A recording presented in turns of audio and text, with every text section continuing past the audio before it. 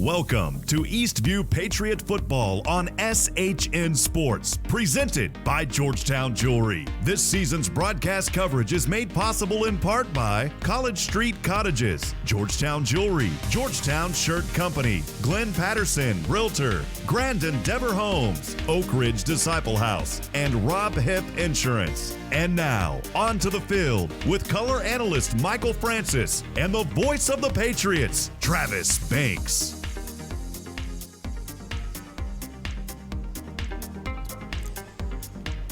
It has been several years since the Eastview Patriots have been undefeated, and they come into tonight's game with a 2-0 record and looking to go 3-0 over the Northeast Raiders. Good evening, everyone, and welcome to Eastview Patriot Football on SHN Sports. I'm Travis Banks alongside my broadcast colleague Michael Francis, as always. And Michael, last week, Eastview nearly gave up a huge lead to New Braunfels Canyon.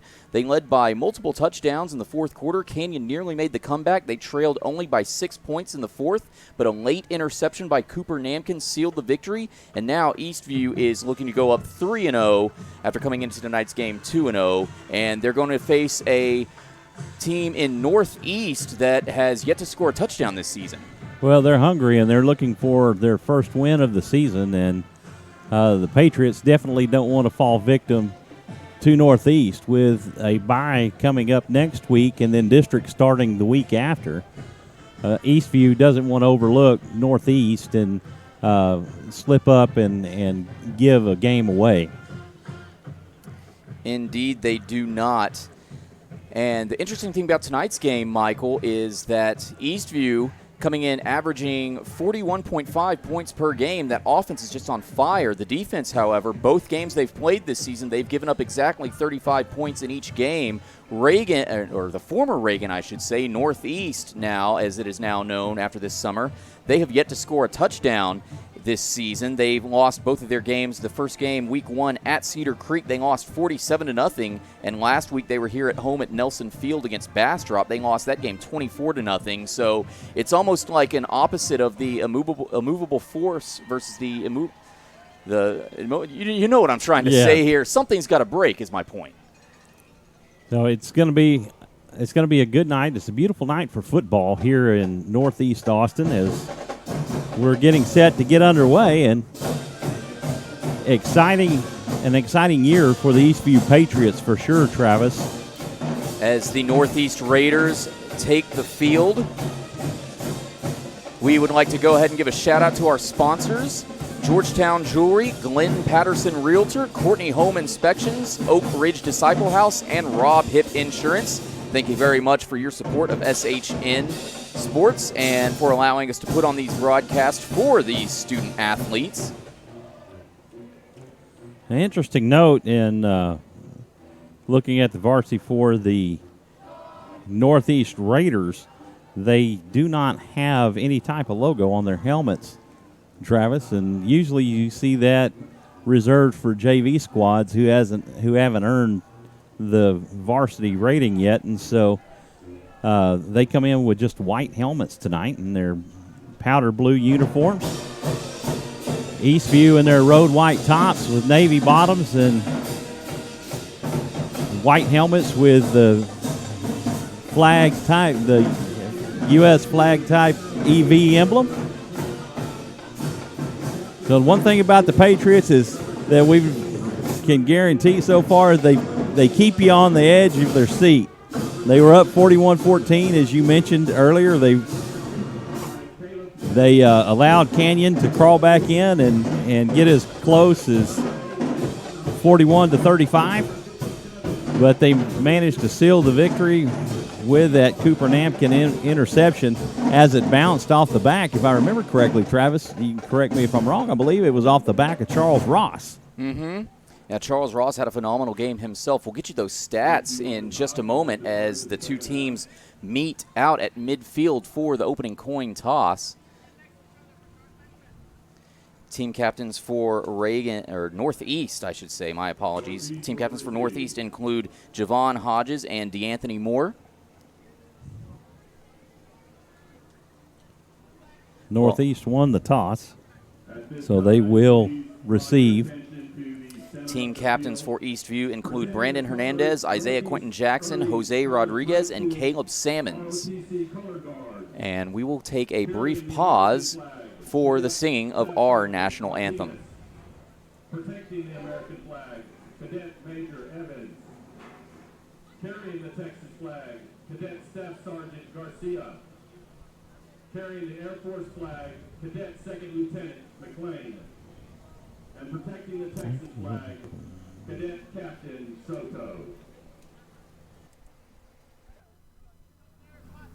Now, ladies and gentlemen, please stand, and gentlemen, remove your hats as the Northeast Band will play our national anthem.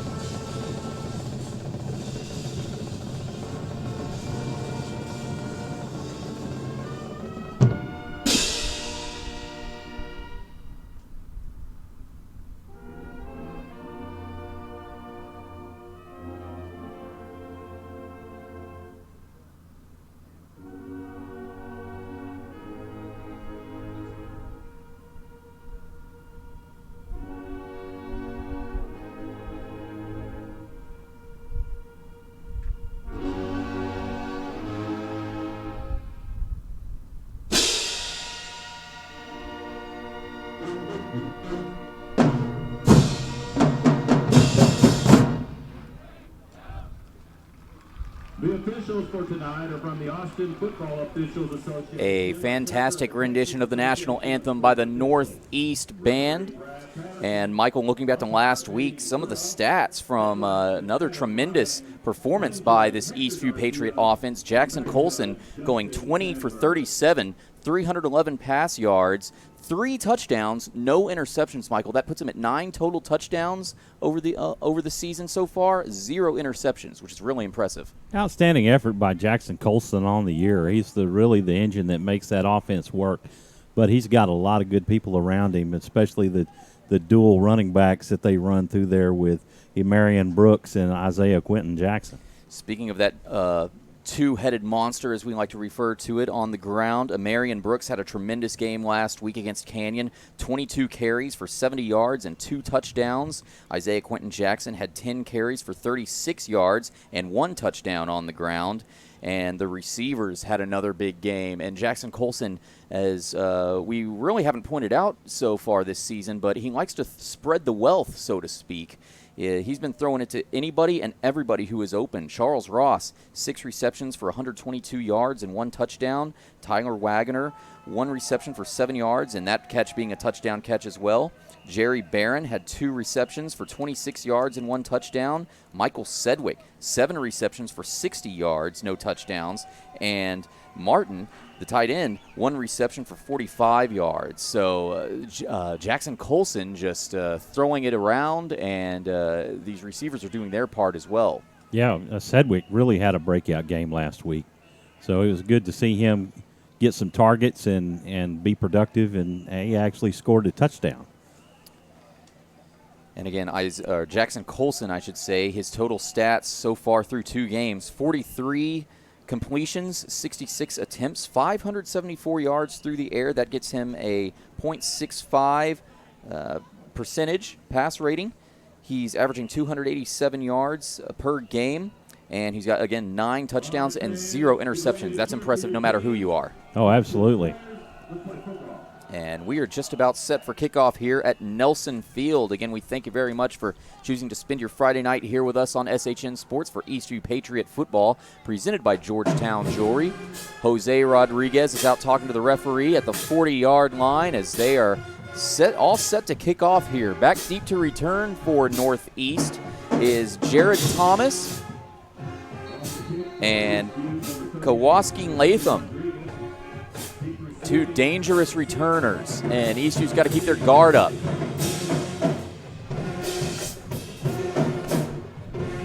And we are underway here at Nelson Field. Rodriguez's kick is up. It is taken at the 20-yard line by Jared Thomas, and Thomas it looks like he fumbled the ball on the return. Eastview saying they have it. He got it all the way to about the 28-yard line, and indeed, a fumble to start the game. Northeast fumbles the ball, and it is Eastview possession at the Raiders' 27-yard line. So great field position for Eastview to start this game off.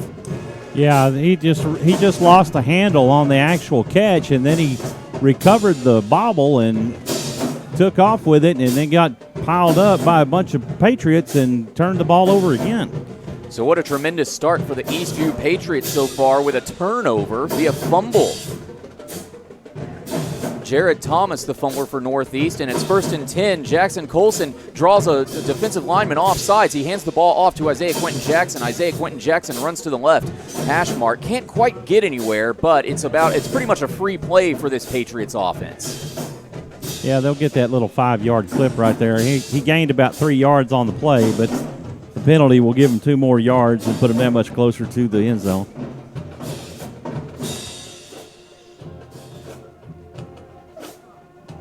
It is indeed offsides on one of the defensive linemen for Reagan. I believe jumping offsides, that was Mario Barrios. They'll set up a 1st and 5 here for the Patriots. From the 22-yard line, Jackson Colson in the shotgun formation. He takes the snap and rolls out to the right side after faking a handoff. He throws it to the end zone, overthrown, incomplete, intended for Charles Ross there. And Jackson Colson, his first incompletion of the game. Colson getting some good protection from that offensive line, allowing him enough time to roll out right and try to target Ross in the end zone. Brings up 2nd down and 5, ball on the 22-yard line. Jackson Colson in the shotgun formation, 1 receiver on each side. He sends Charles Ross in motion from right to left, and Ross takes the sweep handoff and dodges a tackler, but has nowhere to go after that. He's brought down. He might have lost a yard on that play. And he was tackled by Jayshawn Quinn on that play. Brings up 3rd down and about 6 for the Patriots.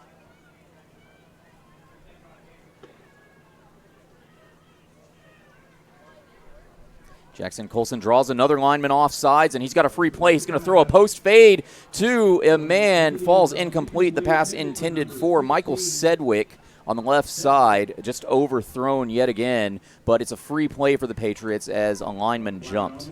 So that should be a 1st down with another 5-yard penalty. So self-inflicted wounds are the things that have just haunted some teams. And Eastview going to draw some new life right here, Travis. They've scored on their first possession of both games so far versus Eastwood and Canyon. That'll be 1st and 10 for the Patriots. Ball on the 17-yard line. It's a handoff to Isaiah Quentin Jackson. Quentin Jackson up the middle. He dodges 3 tacklers, spins away. A late flag comes out as Quentin Jackson is brought down just shy of the 10-yard line. That's usually indicative of a hold, so we'll see.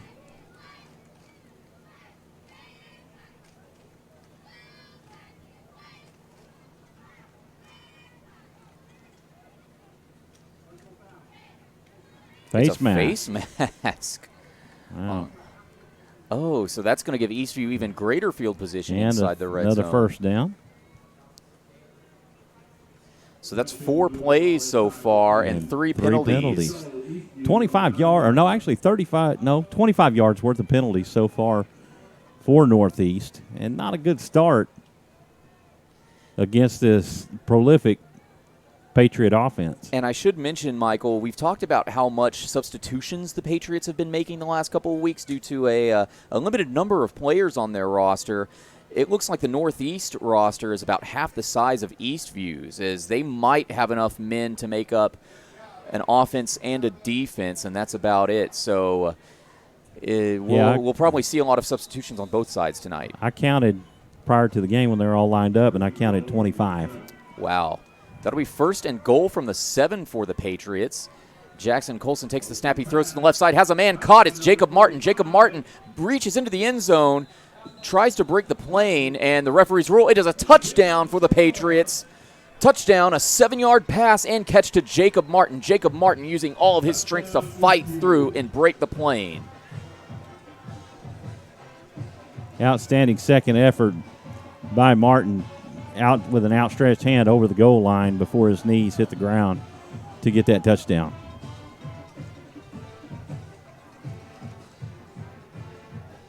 So Jose Rodriguez is out to attempt the PAT.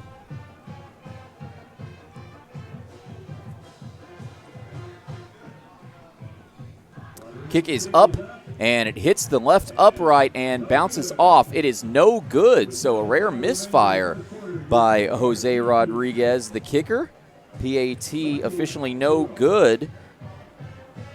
So with that, your score with 10:05 remaining in the first quarter, Eastview 6, Northeast 0. When we return, we'll have Northeast first possession of the evening. Stay tuned. You're watching Eastview Patriot football on SHN Sports, presented by Georgetown Jewelry.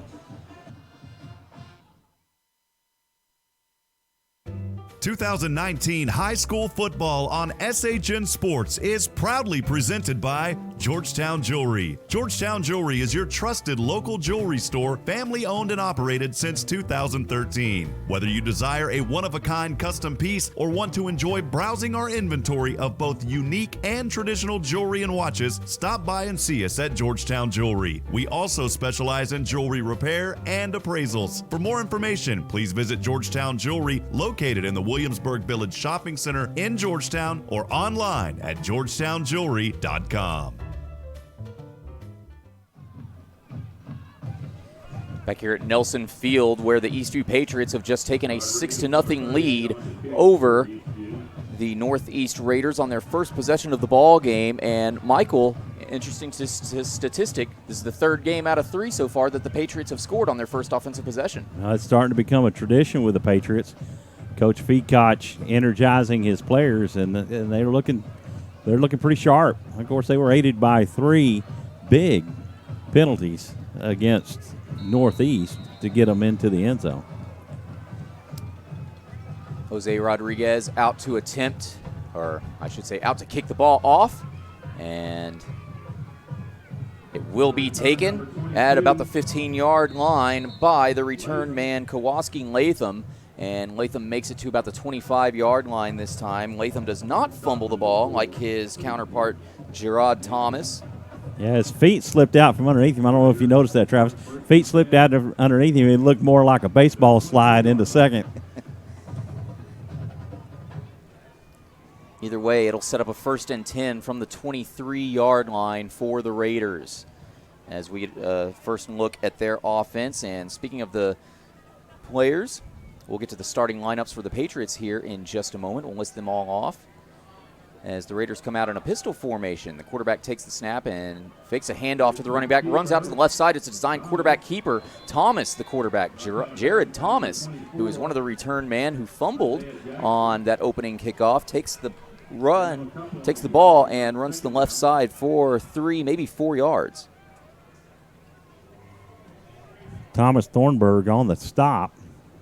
Man, he's a ball hawk. He moves all over the field. Officially a gain of 3 yards, brings up 2nd down and 7 for the Raiders here. Raiders on their own 26-yard line. Thomas is the quarterback. As the referees, I believe there's a problem with the scoreboard or the play clock. There we go. They got everything ticking again now. Jayshawn Quinn in at running back as the Raiders make a quick substitution at wide receiver. Javon Hodges, one of the team captains, coming out to talk with the quarterback, Thomas, and set up in a fullback position. So Thomas takes the snap. It's a handoff to Quinn, and Quinn is stuffed in the backfield. He's going to lose a couple of yards on that play. Seth Kirkland on the tackle for the loss there for the Patriots. Brings up 3rd down. Man, great pressure by that front defensive line for Eastview with Luke Brown, Justin Nizer, and Roland Hines. It's a loss of 3 yards and gets the Raiders back to the original line of scrimmage. So 3rd down and 10 for the Raiders. A huge 3rd down. Thomas in the pistol formation. Takes the snap, and it's a handoff to Quinn. Quinn rushes up the middle, but again runs into a wall of Patriot defenders. Included is Roland Hines in that group of tacklers. Roland Hines and Justin Nazer. And a great defensive stand for the Patriots. Should force a punting situation for the Raiders. Outstanding defensive effort by the Patriots on this first series of downs for Northeast.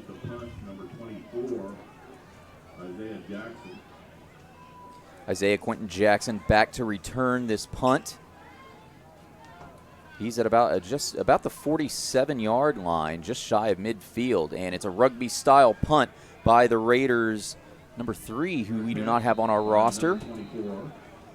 And Isaiah Quentin Jackson signals for a fair catch and makes it in Raiders territory. It's at the Raiders' 46-yard line. So really great field position for the Patriots. Their 2nd offensive drive here, and they're going to start out in Raiders territory for the 2nd time.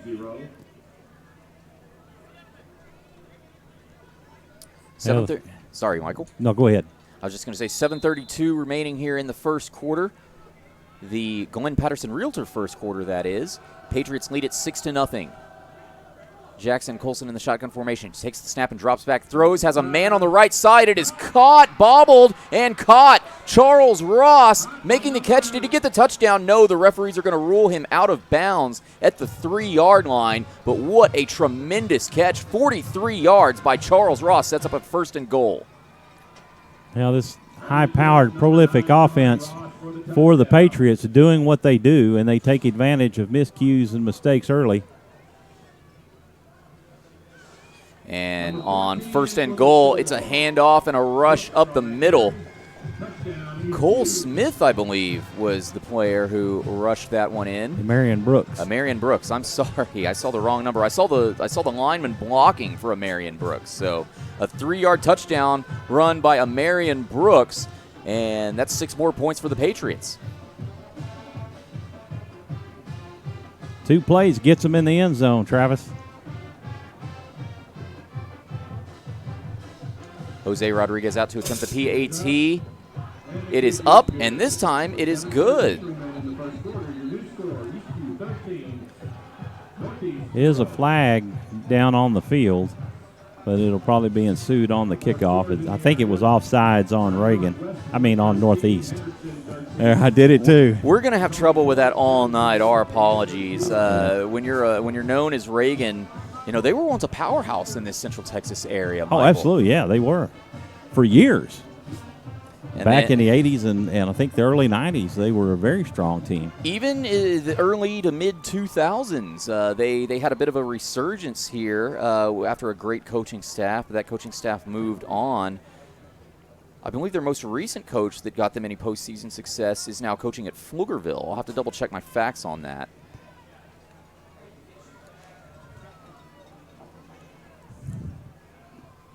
But 2 offensive possessions for the Patriots, 2 touchdowns, and they lead it 13-0 here.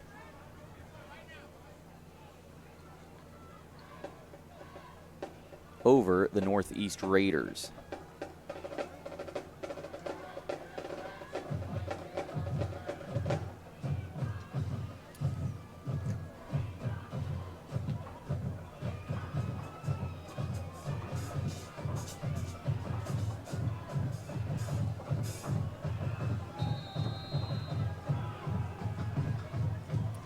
As Jose Rodriguez now out to kick this ball away for the 3rd time this evening.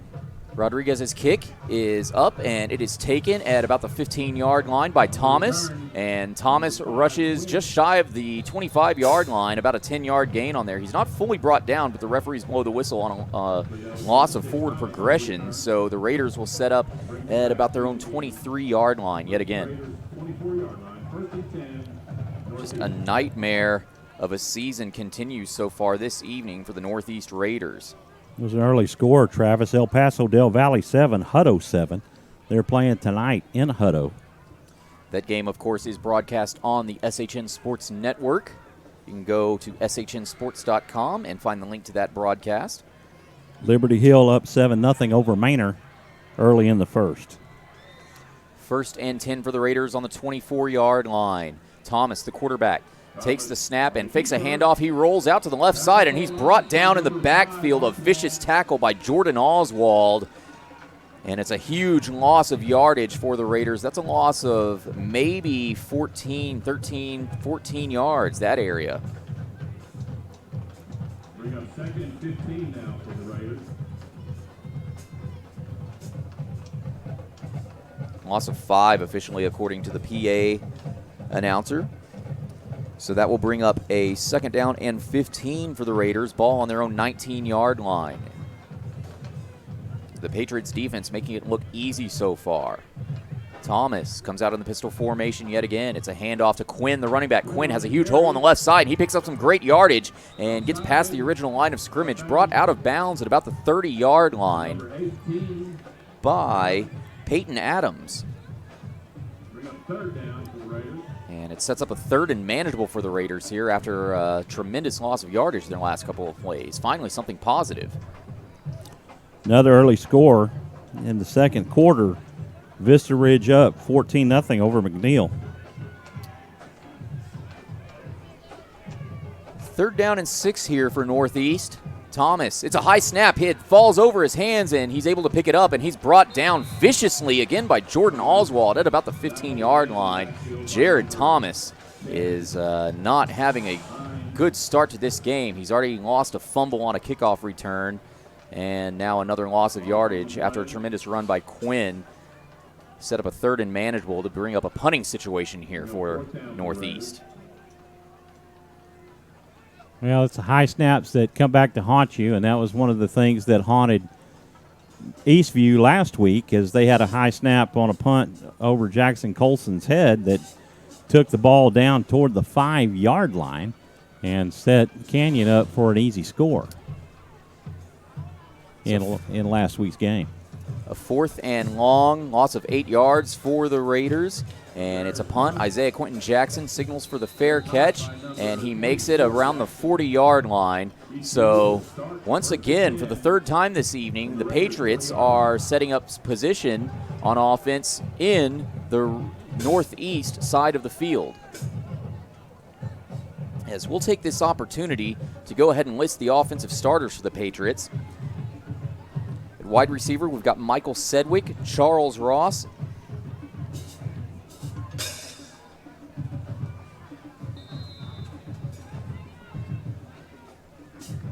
and Jordan Oswald at wide receiver. As Jackson Colson on 1st and 10 takes the snap, hands the ball off to the running back. That is Isaiah Quentin Jackson, who gains 1, maybe 2 yards on that play, brings up 2nd down. On the stop, number 61, Ryder. Other starters for the Patriots include Jacob Martin, Isaiah Quentin Jackson at running back and tight end and running back respectively. Jackson Colson, the quarterback. Left tackle is Caleb Sammons. Left guard, Cole Smith. Center is McKinley McLaughlin. Right guard, Rodrigo Gutierrez. And right tackle, Riley Cooper. 2nd down and 9 for the Patriots. It's a shotgun formation handoff to Isaiah Quentin Jackson, who rushes up the middle. And Quentin Jackson picks up some great yardage, about 7 yards on that carry. It'll bring up 3rd down and very manageable for the Patriots. Another quick score, Travis. Cedar Park 14, San Angelo Central 14. That's going to be a huge game right there. Cedar Park, of course, shut out to open the season by Vandegrift. 3rd down and 3 for the Patriots now. Jackson Colson in shotgun formation. It's a handoff to Quentin Jackson. Quentin Jackson rushes for the 1st down, gains a little bit more than he needed for the 1st down, but it is a 1st down nevertheless for the Patriots. It'll move the chains.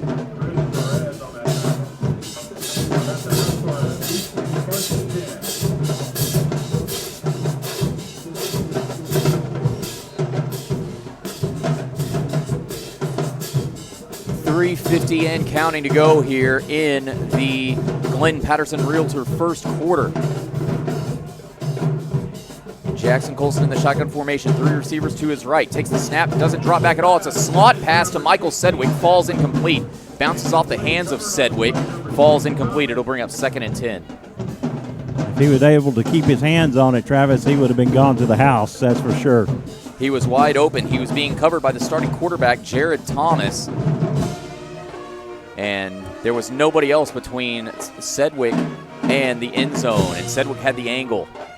2nd down, same formation. Jackson Colson hands the ball off to Marion Brooks, and Brooks rushes up the middle, dodges a tackle, breaks free, and nearly breaks free from a 3rd man, makes it all the way to the 15-yard line. It will be a Patriots 1st down. A tremendous run by Marion Brooks and a touchdown-saving tackle for the Raiders by Kowalski Latham.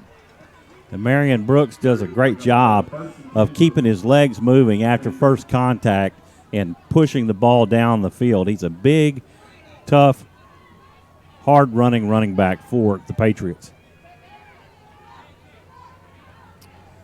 1st and 10, ball on the 16-yard line. Jackson Colson takes the snap. He throws to the left side. He's got Sedgwick open in the end zone. Sedgwick makes the catch. It's a touchdown. A 16-yard touchdown pass and catch. Jackson Colson to Michael Sedgwick.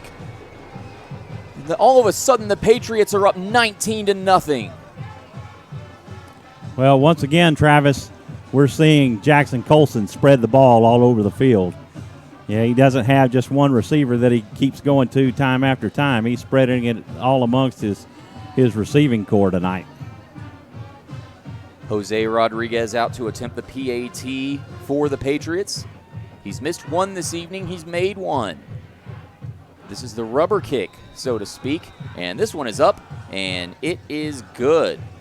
So with that, 2:49 remaining here in the Glenn Patterson Realtor 1st quarter. The Patriots lead it over the Raiders by a score of 20-0. We'll take a brief commercial break. Stay tuned. You're watching Eastview Patriot Football on SHN Sports, presented by Georgetown Jewelry. Locally owned by Pam and Al Bartschmid, College Street Cottages is proud to offer vacation rentals in beautiful and historic Georgetown, Texas. With premium amenities and comfortably sized spaces, our cottages provide the best accommodations that Georgetown has to offer. All of the remodeled 1940s cottages include complete use of the entire house and yard, fenced backyard with seating, eating area, and a barbecue grill, convenient parking in front, and detached garages. For more information and to book, visit collegestreetcottages.com.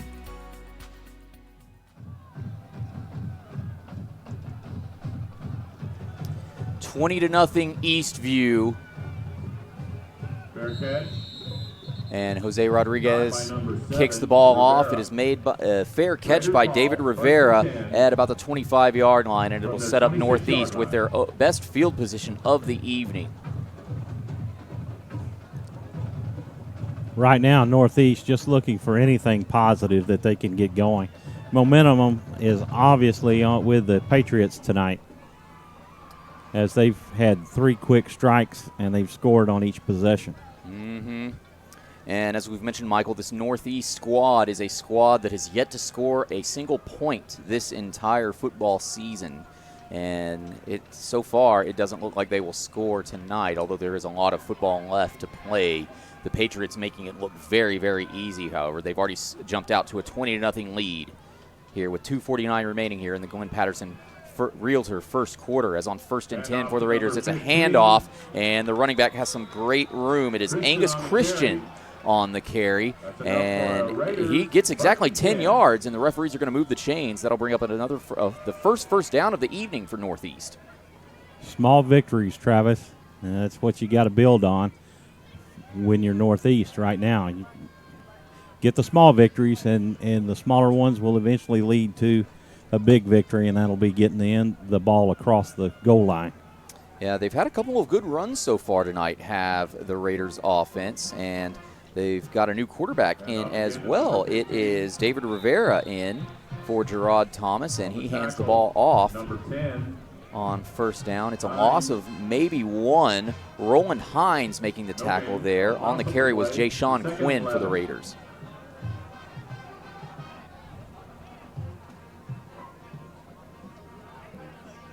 Brings up 2nd down and 11. Ball on the Raiders' own 35-yard line.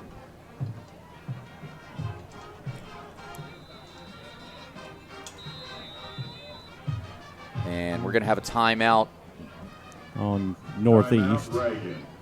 We'll go ahead and take this timeout with these players.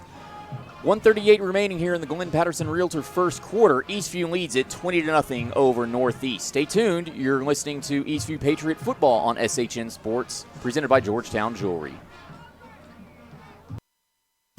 If you're looking to buy or sell a home or land in the Georgetown area, call Glenn Patterson Realtor. As a 3rd-generation resident of Williamson County, his knowledge will assure you will receive the best price for your purchase or sell. Don't wait. Contact Glenn today at PattersonPropertiesTX.com.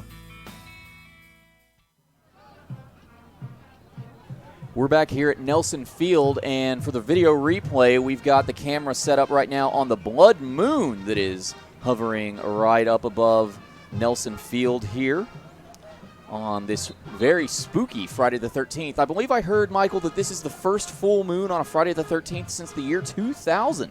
Really? I wasn't aware of that. I heard some coworkers talking about it today, so I'm just going to believe that is true. Haven't Googled it myself yet. Just go with it. 20-0 here, Eastview leading it over the Northeast Raiders on 2nd and 11. The Raiders, it's a quarterback keeper. David Rivera, the quarterback, keeps it himself, and he is just brought down almost instantly by pretty much the entire Eastview defensive line. And Seth Kirkland getting in on that tackle along with Cooper Namkin. Well, we're not the only ones that messed up and called him Reagan. The PA guy called him Reagan just a little earlier. It's one of those things that's going to be, it's going to take years probably for everything to, take effect, become a little bit normal. And I'm sure it's the same thing for Navarro, who was formerly the Lanier Vikings. They were in this very stadium last night. Apparently that confrontation got fairly heated as on 3rd down, Rivera passes, has a man caught on the left side. It is complete, but behind the original line of scrimmage still, that pass caught by Angus Christian, and it's a negative yardage completion, and it will bring up 4th down in a punting situation for Northeast.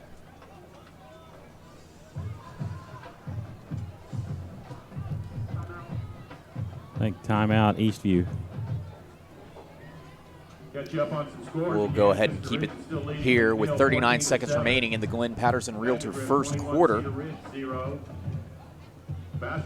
We thank you very much for tuning in tonight for Eastview Patriot Football on SHN Sports, presented by Georgetown Jewelry. I'm Travis Banks, joined alongside, as always, Michael Francis. Round Rock Westwood is behind Henderson, 20-13.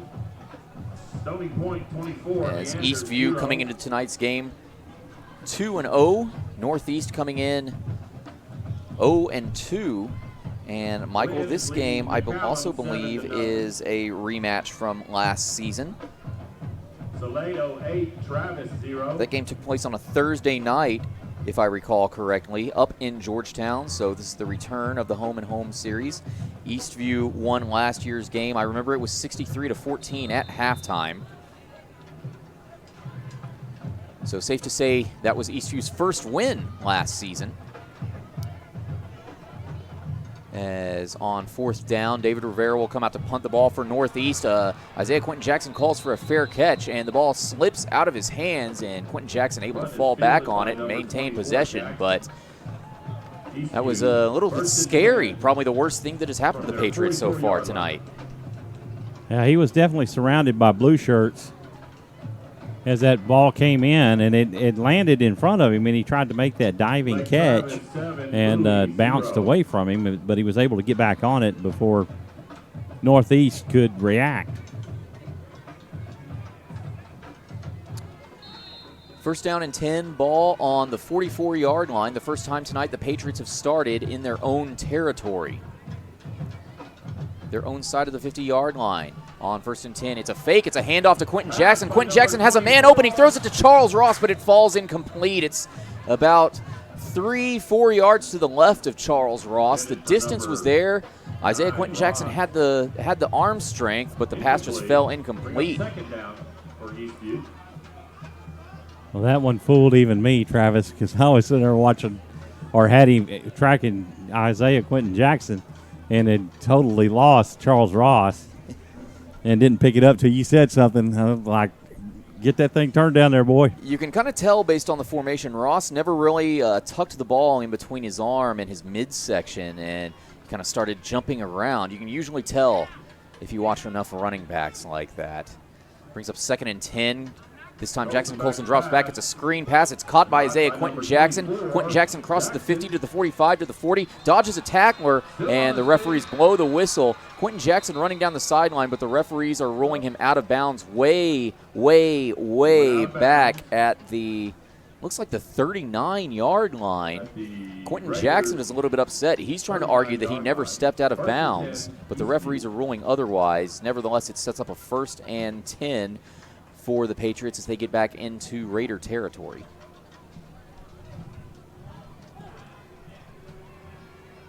Now that front line doing a good job giving the Patriot backfield plenty of time. First and 10, it's a handoff to a Marion Brooks who subs into the game at running back. And Brooks rushes up the right hash mark to about the 35-yard line before being brought down.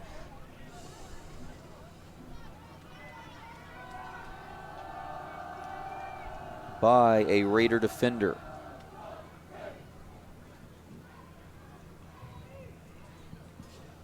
Probably just going to let the clock run out. It was Breon Jones on the tackle there for Northeast, and indeed they will let the clock run out.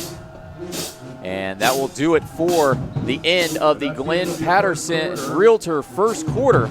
Your score: the Patriots 20, the Raiders nothing. We'll take a brief commercial break. When we return, we'll have more exciting Patriots football action as the Patriots are driving. Stay tuned. You're watching Eastview Patriot Football on SHN Sports, presented by Georgetown Jewelry. Central Texas High School football on SHN Sports is made possible by Georgetown and Austin Shirt Company. 3 words describe Georgetown and Austin Shirt Company: simple, reliable, and awesome. We support our community. From screen printing and embroidery to promotional products, Georgetown and Austin Shirt Company helps put your brand on your business. Get started on your project today by getting a quick and easy quote online at GeorgetownShirtCompany.com.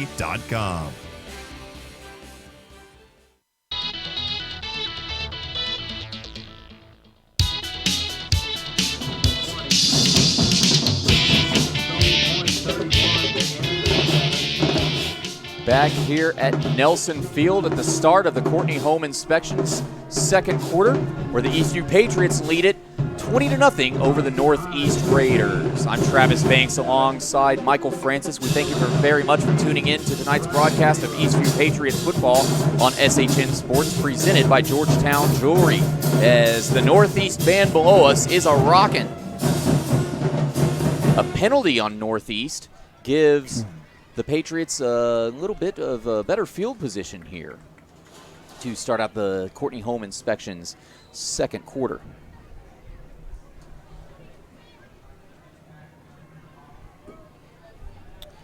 Second down and 4. Jackson Colson takes the snap and drops back, but the play is blown dead just as he touches the ball.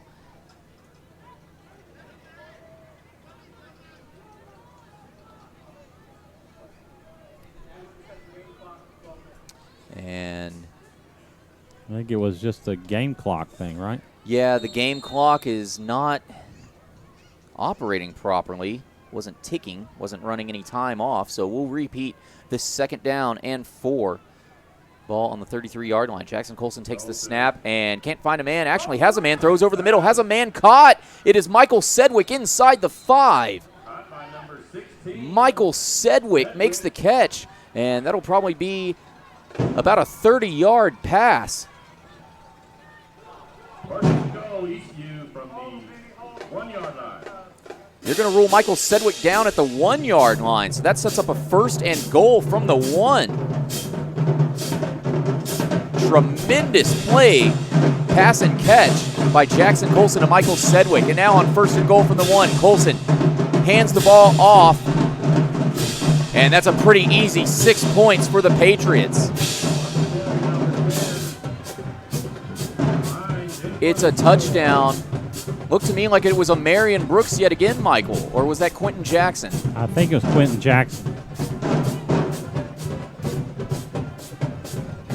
It's hard to tell from that Or pile. actually, you know, I think it was. I think it may have been Roland Hines. They actually brought Roland Hines in a goal line package. Impressive. That just goes to show you how talented this Patriots roster is this year, as Jose Rodriguez's PAT is up, and it is good. So with 11:32 remaining here in the Courtney Home Inspection second quarter, the Patriots lead at 27-0 over the Northeast Raiders. Michael, we'll go ahead and keep it right here since we just took a commercial break. Well, the Patriots doing what they do, and they're taking it to Northeast. Probably not one of the better powers in the area, and right now, Patriots are scoring at will, and big explosive plays against this Northeast defense. Now Eastview's 27 points already beats Bastrop's 24 points scored against Northeast last week. They've still got 20 more points, 3 more touchdowns to go if they want to match. It was Cedar Creek 2 weeks ago who played Northeast and beat them 47-0. Cedar Creek defeating Fredericksburg last night. Cedar Creek off to a big start, a great start. That's going to be a big game when Eastview eventually meets Cedar Creek on the SHN Sports Network in a couple of weeks here. That will be a home game On the return, number 6. for the Patriots. As Jose Rodriguez kicks the ball off, the ball is returned by Jared Thomas, and Thomas makes it back to about the 20 before being brought down. And so Northeast will go back to business, just trying to get something positive. They're still looking to score their first points of the season, and so far they've had very small number of yards, or a very small number of plays go for positive yardage. From their own True that. 25-yard line. Very positive yardage. It'll be first and 10 from the 25-yard line for Northeast. Northeast still looking just to get something positive going. They've made one first down in the game so far, but then were racked by some bad plays. David Rivera in at quarterback. He hands the ball off on a sweep to Kowalski Latham, and Latham rushes out to the left sideline and is stopped after a great gain by Jose Rodriguez, playing a little bit of defense now. And it's a great gain for Northeast. Not enough for a first down. It's a gain of about 7 yards, so it'll bring up 2nd down and 3. You're seeing some flashes from this running back core for Northeast. They find some gaps. They got good vision on the field, but then it'll turn around and a botched play will negate what success the running backs have had so far. 2nd down and 3. Rivera sends a man in motion from right to left, and Rivera keeps it himself, sweeps out to the left side, but Rivera is brought down, possibly negative yardage. That's Isaiah Quentin Jackson on defense making the tackle there, tackling the quarterback David Rivera. And so, as you said, Michael, that brings up 3rd down and now some negative yardage. It's still 3rd and manageable for the Raiders, but they're very inconsistent so far tonight.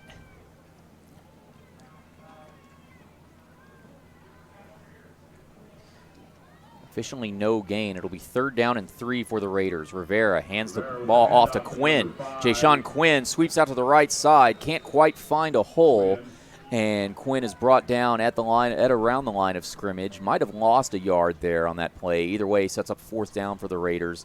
Punting situation again for the Patriots. Isaiah Quentin Jackson running out to return this punt. Looks like they gave him the original line of scrimmage. So that'll be 4th and 3. I wouldn't put it past the Raiders to go for a quick punt here. Coach Abdul Mustafa looking, don't rule out the trick plays here, Michael.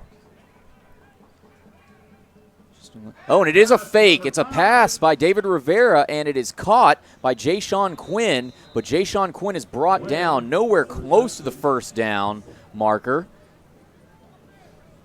They tried to go with a slant route, but could not. They got the completion, could not get the yardage. That'll set up a 1st and 10 for the Patriots, a turnover on downs.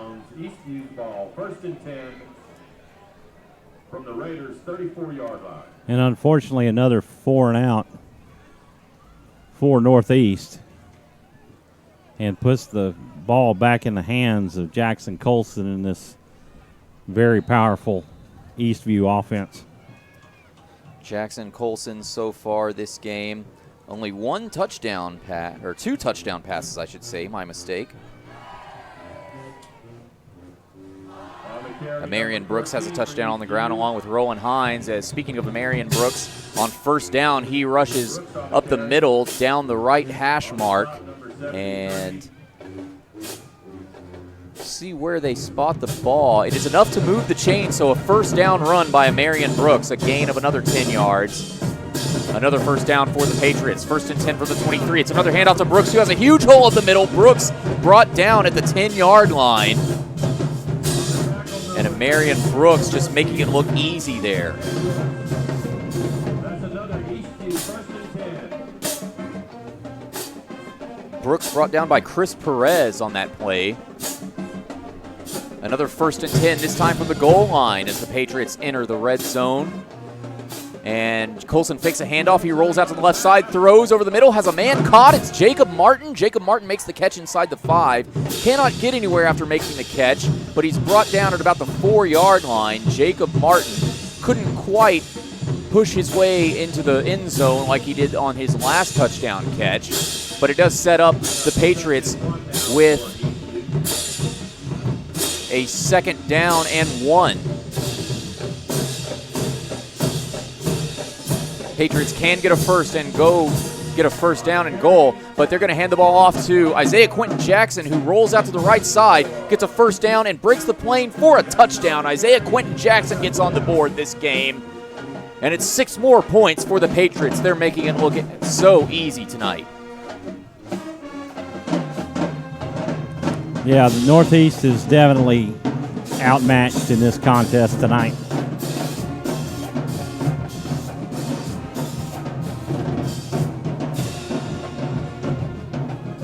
A 4-yard touchdown run by Isaiah Quentin Jackson puts the Patriots up 33-0, pinning the PAT. Jose Rodriguez's kick is up, and it is good. So just like that, the Patriots lead it 34-0 over the Raiders. 7:56 to go here in the Courtney Home Inspection second quarter. We'll take a brief commercial break. Stay tuned. Northeast gets the ball back just after this commercial break.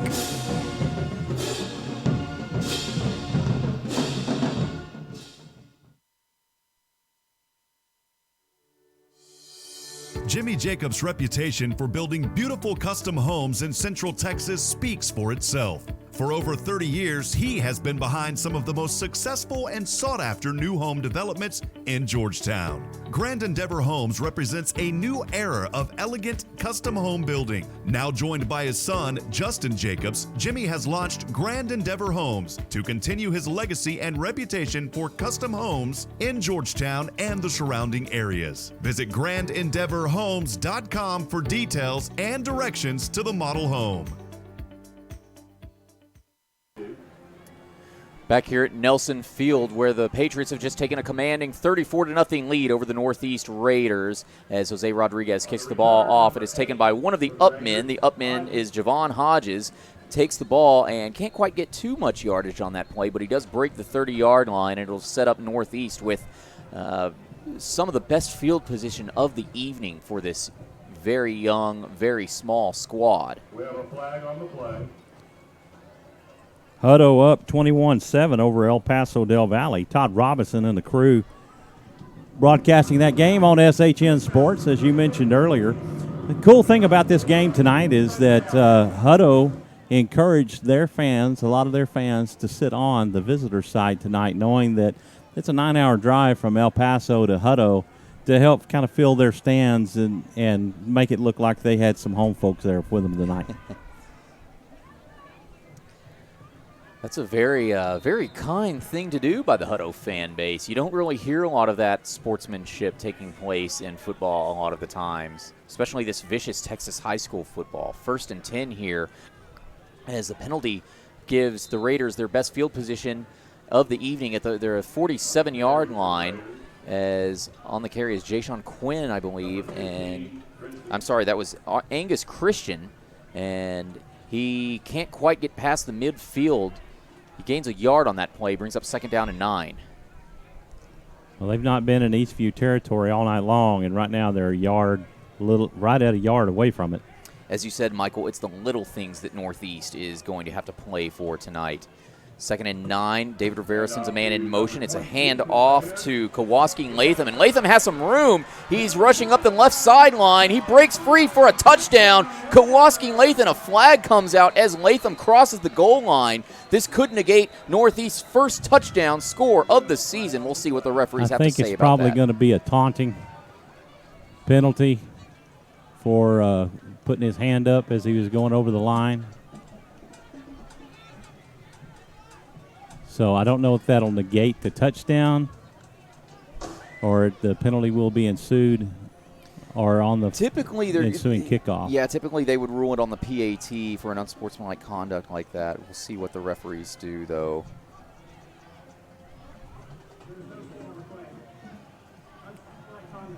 No score on the play. So that touchdown will be negated. Unsportsmanlike conduct on Kowalski Latham. Boy, he broke free for a 51-yard touchdown run. So that'll be a spot foul. And his arm went up about the 6-yard line, and they're marching it back from there. So you hate to see that. You really do. But, I mean, these guys haven't scored an offensive point this season. And, maybe as an official, you don't call that.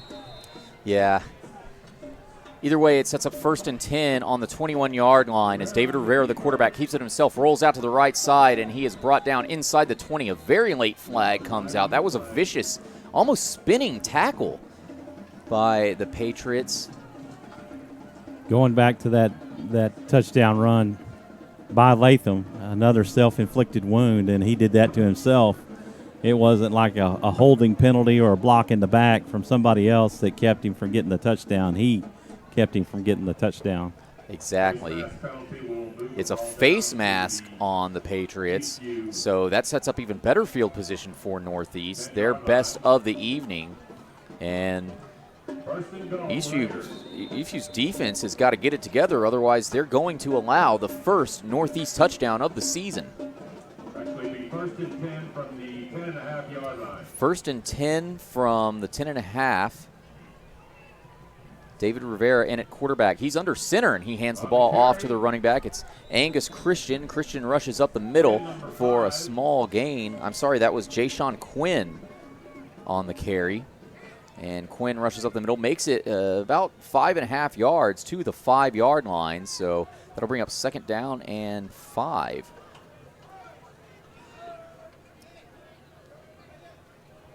Technically, the Raiders can get a first down here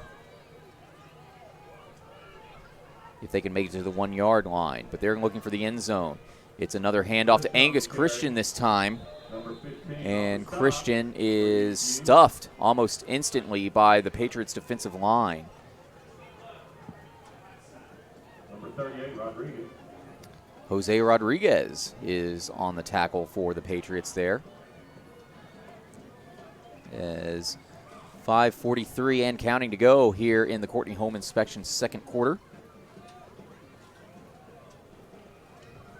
Roland Hines doing a good job to encourage his fellow defenders. He'll bring up third down and 5 from the 6-yard line for the Raiders. And it's a high snap. David Rivera is able to make the catch, but he falls backwards on it, and he's brought down at about the 16-yard line. So a loss of about 10 yards for the Raiders. And just when you think things are going well for the Raiders, something like that happens. As you said, Michael, earlier, self-inflicted wounds. Be interesting to see what they do here, if they're going to bring somebody out to kick a field goal or they're going to go for it, depending on the strength of their kicking game. It looks like at this point, Travis, they're going to go for it. Fourth down and 14. You almost have to at this point, Michael. You literally have nothing to lose if you are Northeast. David Rivera in at quarterback, Angus Christian the running back. Shotgun formation for the Raiders, and the referees throw a flag before the ball can even be snapped. I think the time ran out, Travis, the delay of game. It is indeed something even I wasn't even paying attention to. So make it 4th and 19. Moving back 5. It'll be 4th and 19 now for the Raiders. And the Raiders still going to go for it. The Raiders at their own 20-yard line. Or I'm sorry, at the Patriots' 20-yard line. Going to go for it. David Rivera, the quarterback, takes the snap, drops back, throws to the right side, has a man nearly intercepted by the Patriots. It falls incomplete. The pass was intended for Kowalski Latham, and I believe it was broken up by Eric Malit. Leads to a turnover on downs, and it's Patriot ball at their own 20-yard line. From the Raiders' 20-yard line. Still 4 minutes left in the half. Plenty of time for Eastview to go down and get another score right before halftime.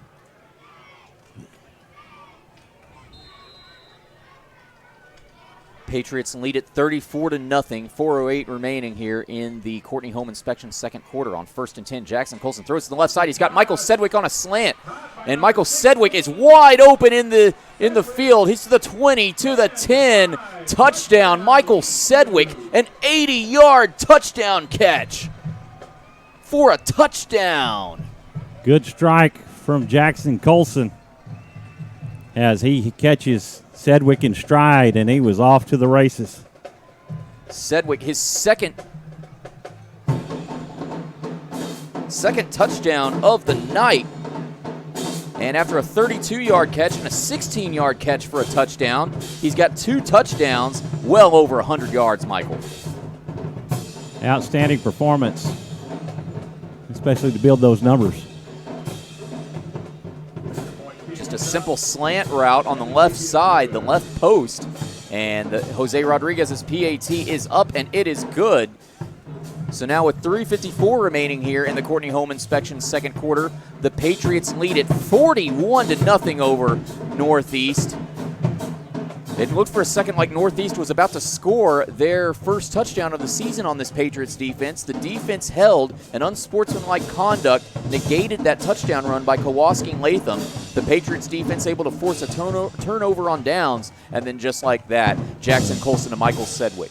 Yeah, you really hate to see that. Unfortunately for Latham, he throws that arm up about the 5-6 yard line, and he gets tagged with an unsportsmanlike conduct penalty. And I understand you got to follow the letter of the law a lot of times, but there's a little leeway sometimes, and maybe you just give that. The program needs that sometimes, and it wouldn't have been wrong for him not to, and it wasn't wrong for him to, so just a judgment call.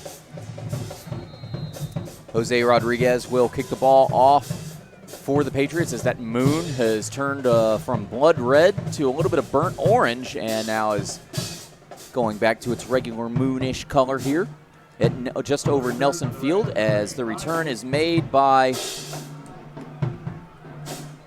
that is Javon Hodges for the Raiders, and he's able to get some really good field position, making it to the 30-yard line after running about twice as many yards east to west as he did north to south. So it'll be Northeast Raiders ball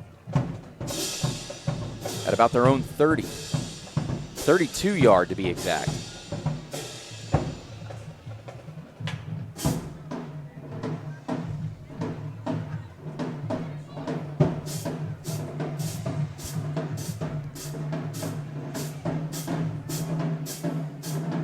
David Rivera in at quarterback for the Raiders. Angus Christian, the running back. They come out in the shotgun formation. Two receivers on the left side for the Raiders. Rivera takes the snap, throws to the left side. His man was not even looking. It was Ja'Shawn Quinn the pass was intended for. Brings up second down and 10. It's another one of those mental mistakes, Michael. Right, yeah, absolutely. Confused on his route. Wasn't evidently sure that his number was called on that, but wasn't even turning his head to look. So unfortunate, but it happens. And Rivera threw that pass a little bit behind Quinn as well. But as you said, Michael, it happens. Second down and 10 for the Raiders. Quinn is sent in motion from left to right, and Rivera decides to keep the ball himself. He is brought down after gaining a couple of yards, tackled by the Patriots' Thomas Thornburg.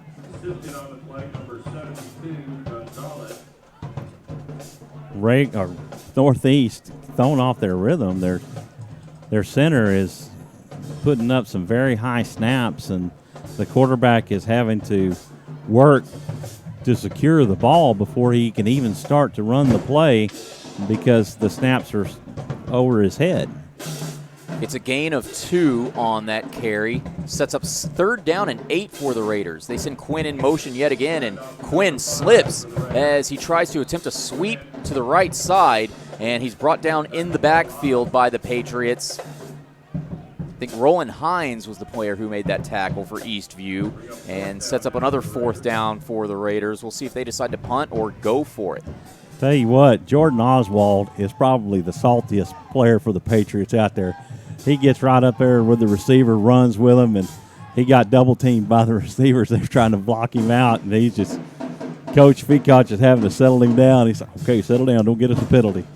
And, Jordan Oswald, he's actually starting at wide receiver this game, taking over for Jerry Barron as the punter fumbles the snap and has pretty much no choice but to either fall back or he chooses to be swallowed up by this Patriots defense, a trio of Patriots defenders, including Sammy Gonzalez and Luke Brown. And Eric Malit make that gang tackle, and all of a sudden now it's Patriots football. Well, the Patriots have put pressure on Northeast all night long, and their quarterbacks are just they probably have maybe a second to get the play going. That they do. 2:07 remaining here in the Courtney Home Inspection second quarter, and it'll be Patriot football inside the red zone on the 15-yard line.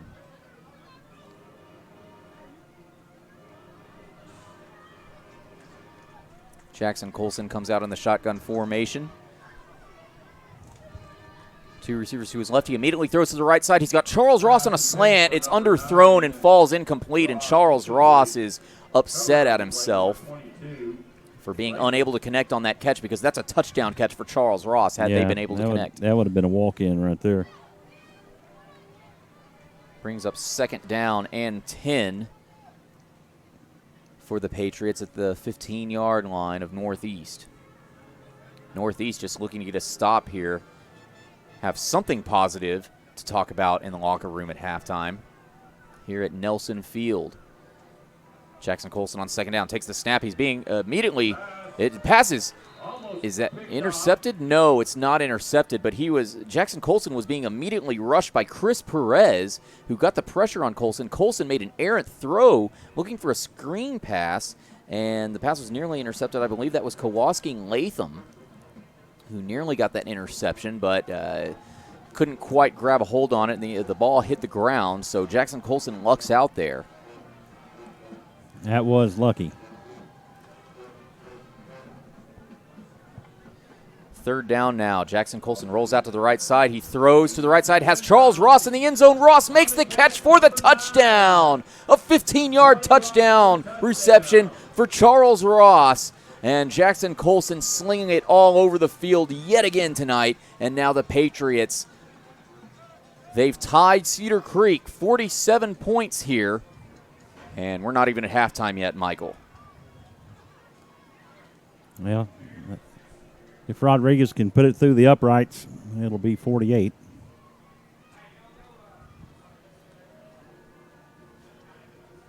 As the Patriots, Jose Rodriguez comes out to attempt the PAT. Jose Rodriguez's kick is up, and it's no good. The 2nd missed kick tonight. So with that, the score will remain Patriots 47, Northeast nothing. We'll go ahead and take a brief commercial break. We will have Northeast next possession when we return here on Eastview Patriot Football on SHN Sports, presented by Georgetown Jewelry. Because numbers are hard to remember in a crisis. If you or your family couldn't work for 6 to 12 months due to a serious illness or major accident, how would that affect you or your family financially? Hi friends, I'm Rob Hipp. I offer products that can help during the tough and unforeseen times. For more information, please call me directly at 512-522-9105. Again, that number is 512-522-9105.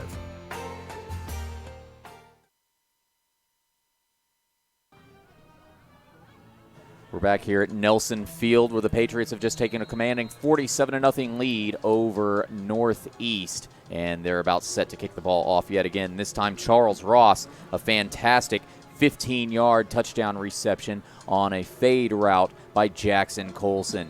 As Jose Rodriguez's kick goes out of bounds. And Jose Rodriguez having a rough night, Michael. He's missed 2 PATs, and now this kickoff goes out of bounds.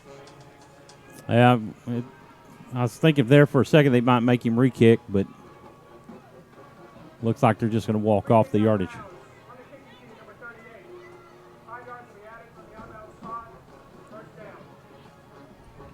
So Reagan will probably get it about the 35-yard line.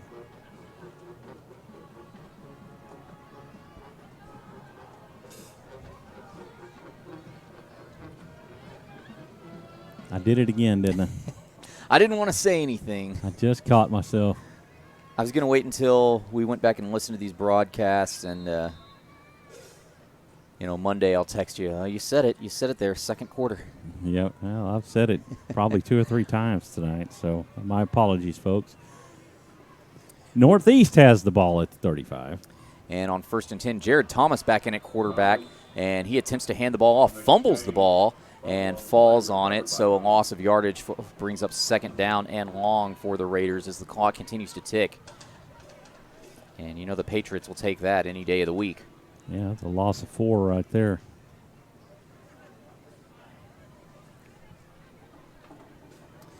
And I think the Raiders are just going to be content with running the clock out, as there's about 80 seconds remaining here in the Courtney Home Inspection second quarter.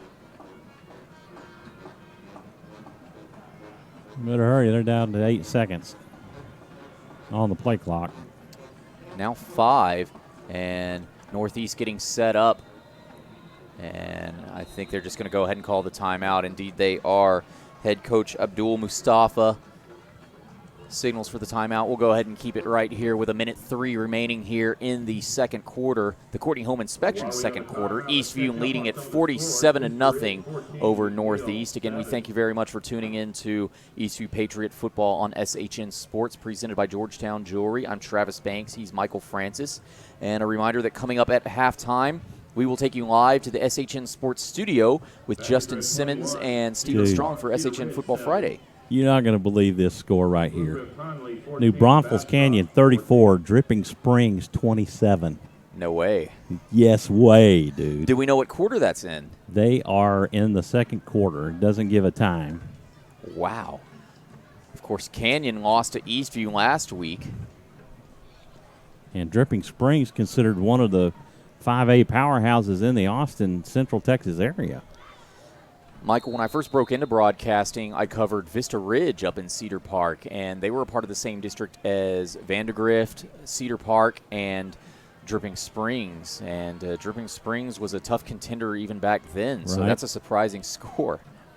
As Roland Hines is brought off sides on 2nd down and 14, and the flags fly, so that will be another penalty on this Patriots defense. The Patriots have not played perfectly despite this score, Michael, as they've had a number of penalties inflicted on them tonight. Other scores, Del Valley 7, Anderson 3, with 2:30 left in the second quarter. Hutto 21, El Paso Del Valley 7. They are at the half. Georgetown 8, South San Antonio 0. And they're in the second quarter. My mistake. I saw Roland Hines jump, but that was because one of the Northeast linemen jumped first. So that's a 5-yard penalty for Northeast. Brings up 2nd down and 19. And it's another high snap. Jared Thomas, the quarterback, can't quite rush to it, so the running back has to. The running back is Jayshawn Quinn, and Jayshawn Quinn able to fall on it, but he falls on it at about the 5-yard line. So another disaster and a series of them for Northeast here. Unfortunate, and it's been the snap has been plaguing them all evening long, Travis. As we mentioned earlier, the quarterback really having to work, and they only have about a second to get the play off because of the pressure put on by the defensive front of the Patriots.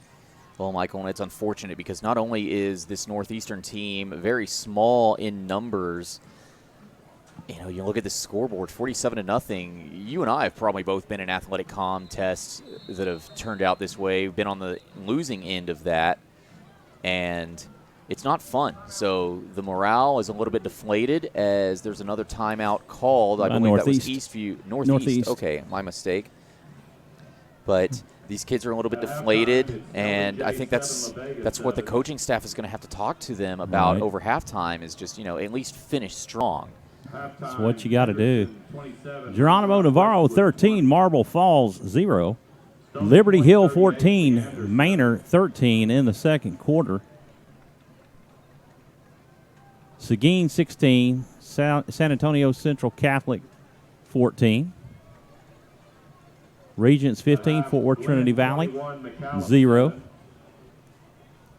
Lake Travis 21, Bowie 3 with 2:02 left in the second. Lehman 7. In the second quarter, Salado 36, Travis 0. So some great scores, some great action going on across the state and across the Central Texas area tonight on this spooky Friday the 13th. That was a loss of 22 yards for the Raiders. Sets up 3rd down and 36.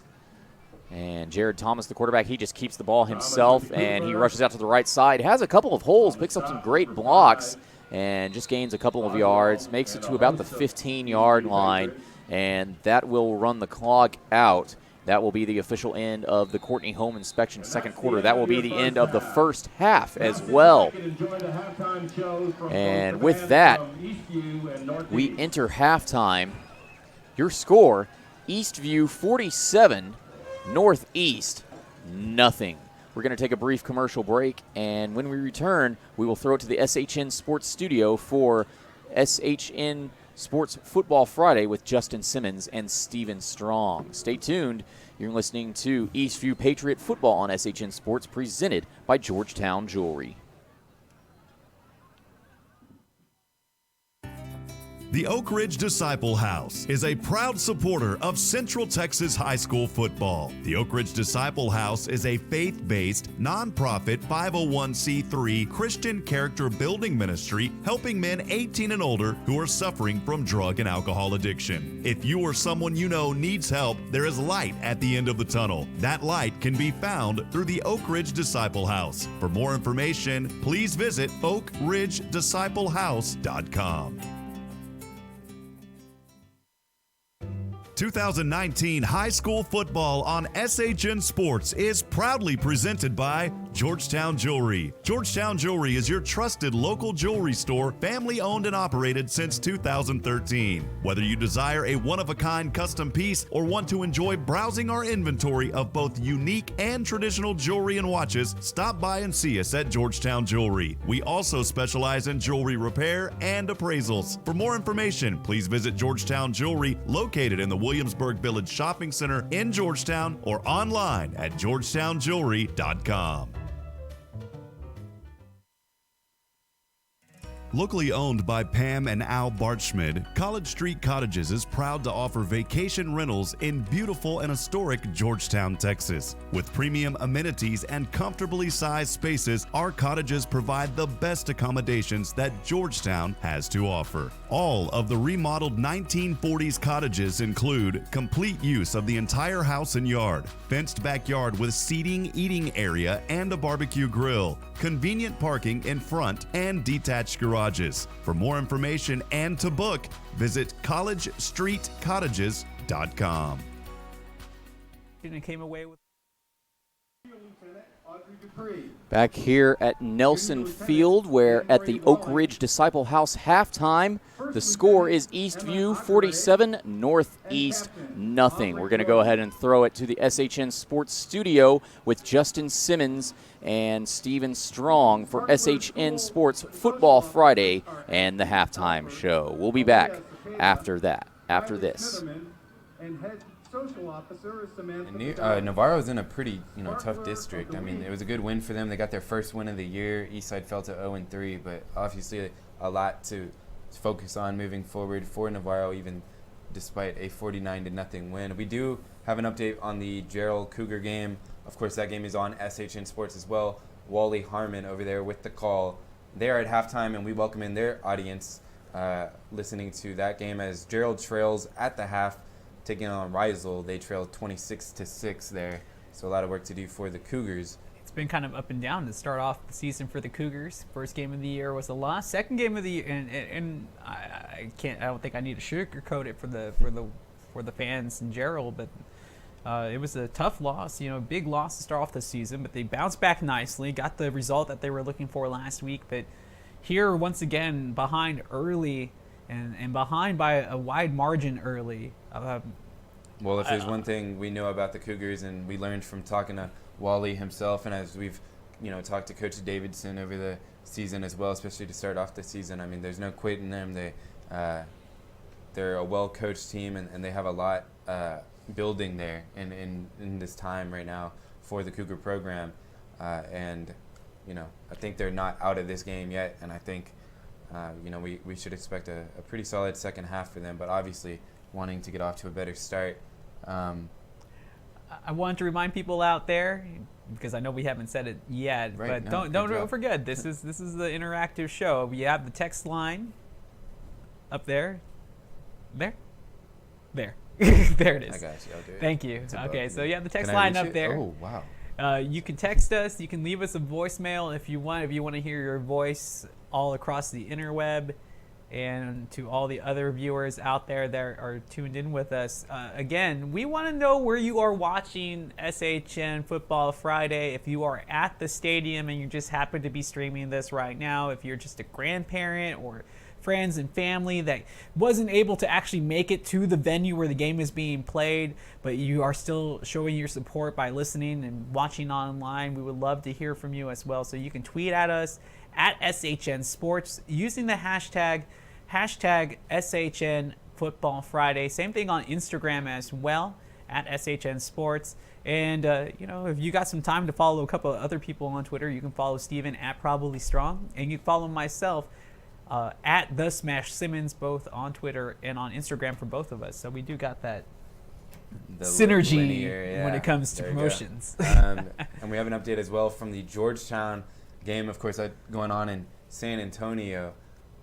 That is 8-0 there in the second quarter. Georgetown on top, taking that road trip down there. It's Carl Schoening and David England are on the call there, coming to you from San Antonio. So Georgetown off to the first touchdown of the game. And and I mean, it's 8-0. It was 2-0 just moments ago. So they had scored and converted the safety.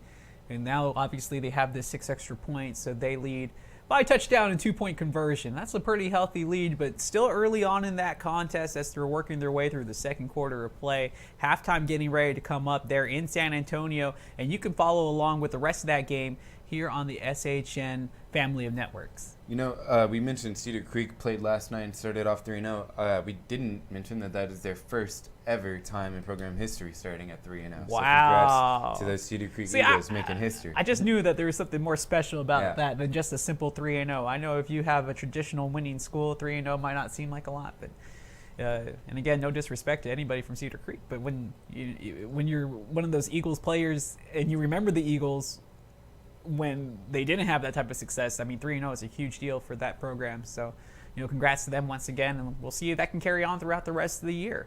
Other games going across the SHN Sports family of networks. I mean, obviously we have some games like Mejia and other teams that are outside the Central Texas region. So SHN all over the map. But again, we want to know and hear from you and let us know how your Friday night is going using the hashtag SHN Football Friday. And Steven, one of the funny things is, and I'm going to take a picture and use that hashtag on Twitter just to give people an idea of what we're looking for here. But man, I used to, I played football, and it's been about 20 years since I've actually had to go helmet to helmet with somebody. But man, this thing is heavy, and that's because it's one of those redesigned ones.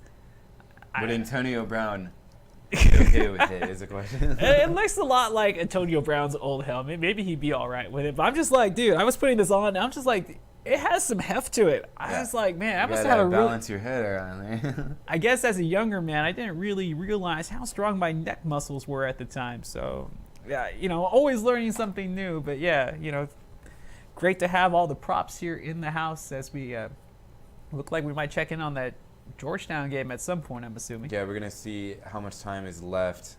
They are now leading it 11-0 in the second quarter there as they have the ball. We're gonna try to tune into Carl Schoening and David England on the call, coming to you from South San Antonio, as we'll see if we can get that going live for you now as they head to halftime.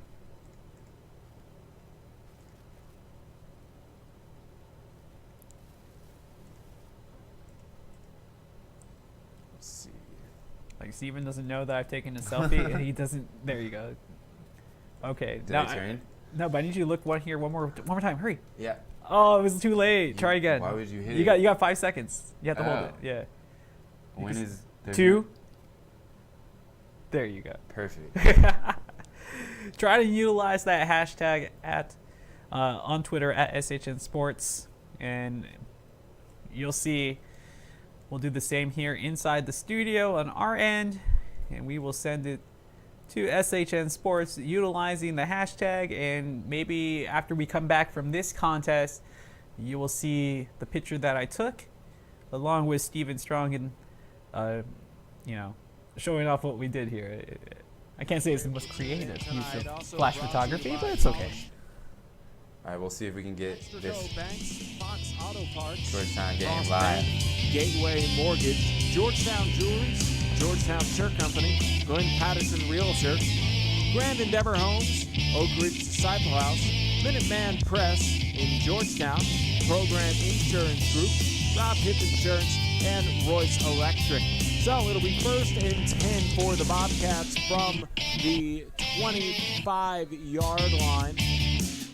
And Rioja Ross will go under center.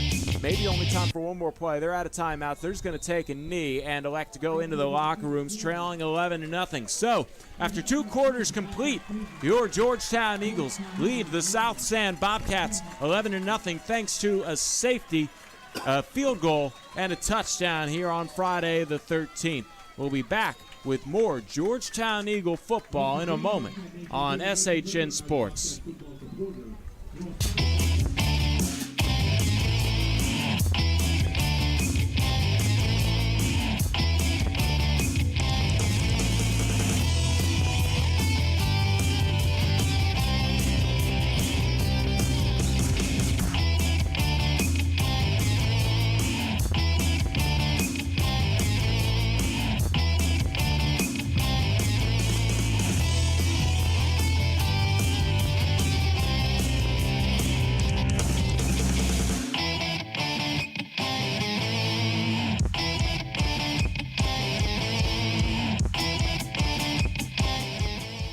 I'm Carl Schoening along with David England as the Bobcat Band is about to take the field here.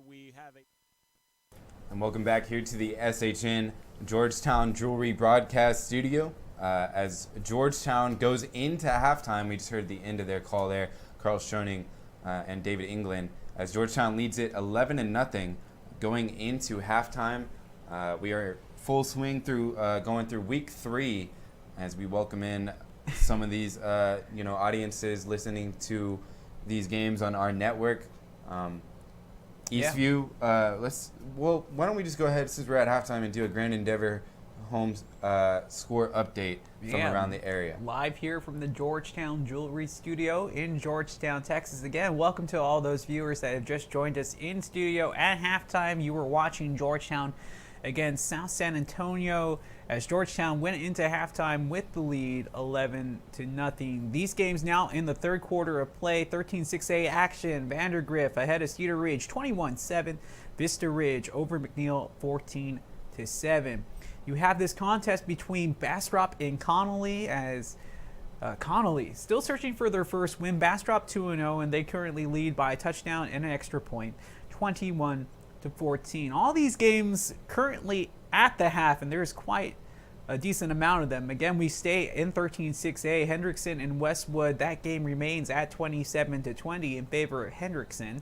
Cedar Park leads San Angelo Central 21-14. This game on SHN Sports. Hutto has a 2-touchdown lead over El Paso del Valle 21-7. In TAPS action, Houston St. John's over Hyde Park 21-0. We move on to 25-6A as, well, Westlake, I can't say this is a surprising score considering that they are playing Aikens 44-0. Hopefully Aikens can make some adjustments and try to work their way back into this ball game in the second half. The big game in 25-6A tonight, Lake Travis hosting Bowie. That is always a personal matchup between the kids from Austin and from Lake Travis, but right now the Cavs back on the right track. After losing their first game of the year, they lead the Bulldogs 24-3.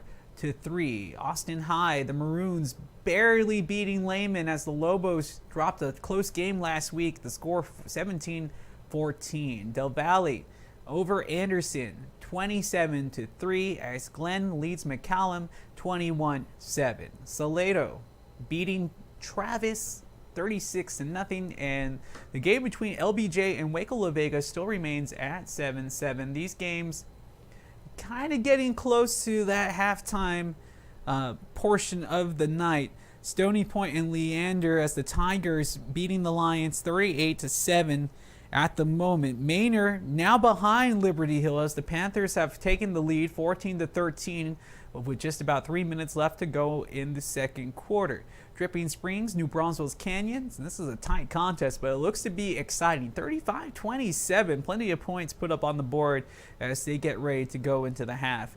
This game also on SHN Sports as Eastview leads Northeast College High as Eastview currently sitting with a 20-point lead, 20-0. No, they actually tuned into us just now, and they are leading at halftime 47-0 over Northeast. Okay, so we got a big update there. Thanks to Travis Banks on the call with SHN for that update.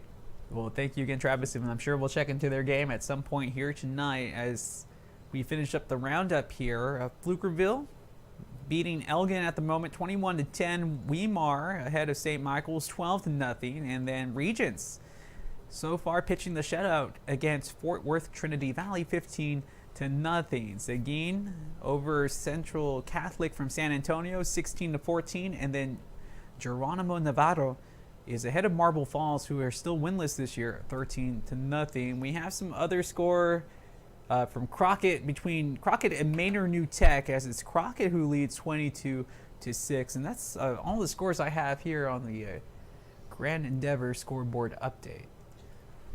Well, we obviously have the Georgetown helmet here and have been updating on that game all night as they went to halftime with the 11-0 lead. And we're going to try to get in touch with their, on color tonight is David England with Carl Schoening over there. So I think we're with David right now. David, how's that game going so far? Hey, you guys got me? Yeah, we got you. How are you doing? Hey, good. It's Carl. Just oh, hey, Carl. I'm calling on David's phone. So, Sweet. yeah, it's funny how that worked out. But, yeah, it's been a fun defensive battle here between South Sam and Georgetown. Yeah, and so they have the 11-0 lead. We caught the end of the first half at the beginning, but I mean, yeah, the end of the first half right before halftime. But they obviously had a safety in there too, right? Yeah, it's funny. The safety was actually the first score of the game. Both teams got into the red zone before that, but then just the Eagles were able to take advantage of an option that went over the intended running back's head, and he had to try and get out of the end zone, and he could not, and that was the first score of the game.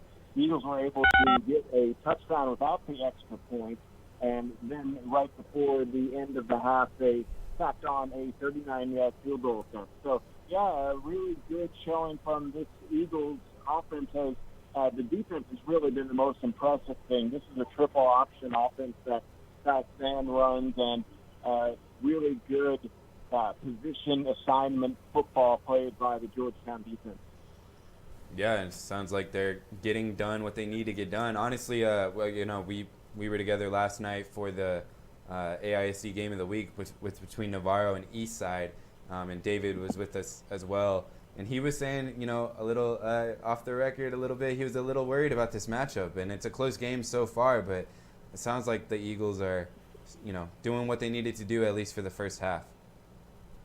Yeah, exactly. That's the main thing, is that the Eagles are keeping strong defensively. While the offense maybe has missed a couple opportunities, they still look good enough. This is a much improved Bobcat team. Last year they only won 2 games. This year they're 2-0. So, you know, it's a battle of 2 undefeated teams early in the season, and someone's going to take their first loss tonight. So far the Eagles are the ones out in front, and if the score holds, they'll probably go ahead and happily take an 11-0 victory over this talented Bobcat team. They look really good, and the triple option has really been shut down because the Eagles have been preparing for it since the two-a-days started. Right.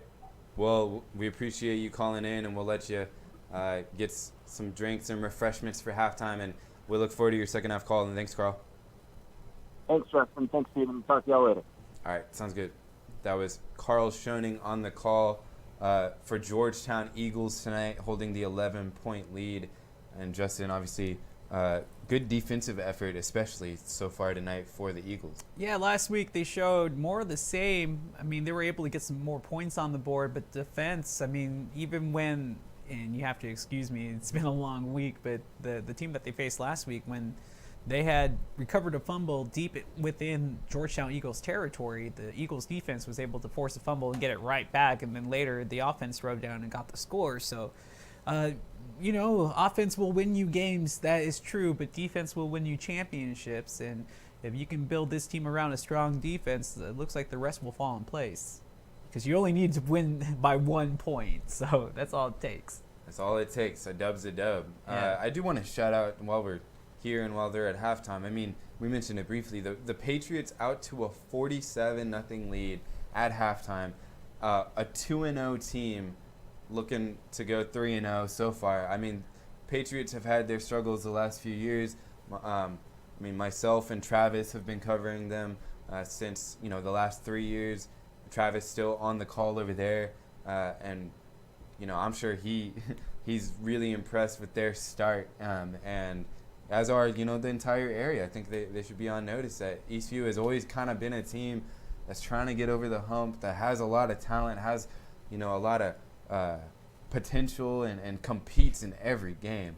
But to kind of see them take that next level so far to start off this year, I mean, they've won some games and won them impressively. I don't mean to play devil's advocate, but when you're looking at a team like Northeast Early College High School, the former Reagan High, you expect a team like Eastview to get a victory here. I think you expect a team that Eastview has presented this year to win the way they are this year. But 2 years ago, if you told me that Eastview was up 47-0 over Northeast, regardless of anything, I would have been a little surprised. Well, that's where I was trying to get at. You took the words right out of my sorry. mouth. It was basically where I was headed. It's just that I expect them to beat Northeast Early College High. I didn't expect to see it by this score line in the first half. So that's, just from the eye test of the score, not actually being at the game and just hearing the call, from what I can tell so far, what they have working over on the east side of Georgetown is that this team is putting things together and willing to play snap after snap like it's the very last snap. You want to see a team like this have the lead that they have at halftime and not take their foot off the pedal. You want to see them being able to run up the score to a respectable amount, knowing that they can go 2 and 3 deep. Because those kids that are not part of the starting 11 on either side of the ball, once they get in, they're going to want to do their best to earn more playing time. So it's no disrespect to Northeast and what they're trying to accomplish. I mean, you have to line up and you have to play to try to win the game. But I expect this score to get a little bit higher, and you would like to see the defense effort stay where it currently is, where they can hold Northeast to single digits in this game. But so far, so good for Eastview tonight against Northeast. That's a mouthful to say. Eastview, Northeast, all the directions. Throw in the early college prep after that. Yeah. And you got yourself a whole sentence, it's a buffet essay right there. Yeah. So as we near halftime, I think the Hippos have actually started the second half already. They currently lead the visiting Del Valle team 21-7 in the third quarter. We're going to try to tune in there to see what's going on in that second half as the Hippos, once again, part of our SHN network, try to increase their lead. Now they only lead at 21-14, so a single touchdown game here, and the Hippos have the ball and are trying to march down the field. So we'll tune in, if we can, there live on the call.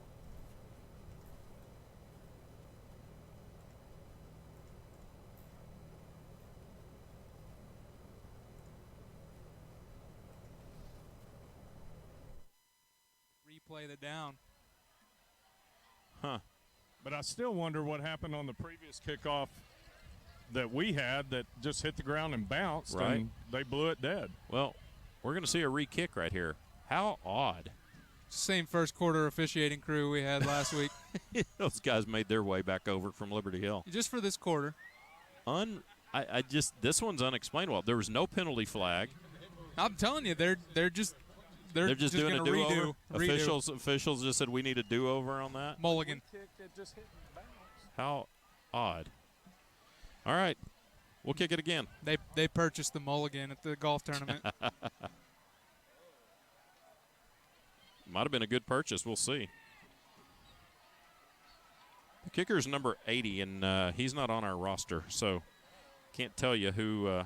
They got their names on the back of the jerseys, so we'll see if we can zoom in and figure out who he is. Oh, well, there's a high kick, really short, fielded at the 40. I tell you what, if he had not fair caught that, he might have been able to take it all the way to the house because the coverage team ran right past him. Well, yeah, they didn't realize it was that short. I tell you, the kicker wound up like he was going to try to put it through the goalpost and only kicked it about 10 yards. Yeah, I don't even know how you kick it that hard. Looks like Ramirez is his name. I don't know how you kick it that hard and it only goes that short of a distance. Yeah, he's got the lob wedge out. That was a Phil Mickelson. Yeah, that's. Yep. like a changeup. So the Hippos will take over at the 40-yard line after that strange little series. First and 10, 2 receivers left, 2 right. Doggett trying to set up a screen that time, and well read, well defended. Complete to Trey Pinelli, and it's going to be a 2-yard loss. Well played there by Jacob Castillo. He read that the whole way. He was following Pinelli the whole time, and boy, I tell you what, Grayson's lucky he didn't jump in front of that and take it back for 6. Yeah, it's just, to me, the Hippo offense, and maybe it's also play calling, they just can't figure out any plays that are going to work right now. Having a hard time dialing it in. Grayson looking left, caught. Oh, no, in and out of the hands of Trey Pinelli. Had it at the 43 and just couldn't bring it in, and even if he had caught it, he had a big lick put on him. Problem is we had 2 receivers in the same spot there, and I don't know really which one he was trying to get it to. Yeah, it just seems like there's just kind of a lack of communication, lack of focus, drop balls, people not in the right place. Well, James Marquez gave him a big hit as soon as it hit his hands, and he dropped it. Thought that could have been called a penalty because it was a little late on defenseless. Oh, I was going to say good for the refs for not calling it. So 3rd down and 12. Another blitz look. Here they come. Doggett stepping up, throwing deep. He almost intercepted. Intended for Dejan Lozano, number 11, on the coverage, and Grayson just overthrew him just a little bit. He had Dejan kind of wide open. Yeah, he had right him if he would have put it on him, but there was a guy over the top and behind him. He kind of had to put that in the perfect spot. Just so missed him a little bit. Almost picks that one off. But instead, the Hippos are going to go 3 and out and punt. Tell you what, Hippo offense is beginning to put some pressure on their defense to save the game for them at this point. Brock Bueno stands at his 28-yard line, bobbles it, gets the kick blocked, and it kicks out of bounds right at the 40-yard line. So Brock bobbled the snap, and by the time he could pick it up, he had some pressure, and the ball was tipped, and it goes about 0 yards. I think it went out at where the line of scrimmage was, around the 40-yard line. So the Conquistadors are going to have great field position at the 40-yard line. And Brock's upset. He's looking for some sort of roughing the kicker, but Bryce, that doesn't apply when it's tipped. It was tipped, wasn't it, Bryce? Well, I thought so. Hayden's arguing that it wasn't, but I don't know how the ball would have gone dead sideways if it's not. Shoot, Brock better hope it was tipped. So here we go. Put a man in motion from left to right. Handoff going to his got right. A flag down. It's going to be a legal procedure again. They got too many guys in the backfield. Run out of bounds is number 24, Sergio Herrera. Picked up about 4 yards, but I think this one's going to come back 5. Tell you, they've had a little more success getting wide and turning it up than Liberty Hill did, and probably more than West Mesquite did a couple of weeks ago as well. Got a Hippo I think down that's on the far Brock, side. Brock down over there. If it's a cramp or I don't know, was Brock in on that tackle that was out of bounds over there? I don't know. He's not really where the tackle was. So my friend Fabian from Del Valle just sent me a message, said that Raymond Montez, that was their quarterback last year. He's the quarterback at UTPB now, so he's up in Odessa. Somebody had told me he went to UTPB, so up there with Caleb. Well, if he's any size like his brother that's at Colorado, he's a big old boy. I remember talking about him and last year when we thought we were going to play them, and that was actually, that was a concern of ours, was the things he could do. But Ryan's right. If he's the quarterback there, then he's got Caleb Forrest, a Hutto Hippo, to throw to. And in the second quarter, Battle of the Cougs. We're back here at Nelson Field. Travis Banks, Michael Francis. You're watching SHN Sports. Eastview Patriot football on SHN Sports, presented by Georgetown Jewelry, where at the end of halftime, the Oak Ridge Disciple House halftime show, the Patriots come out leading 47-0 over the Northeast Raiders.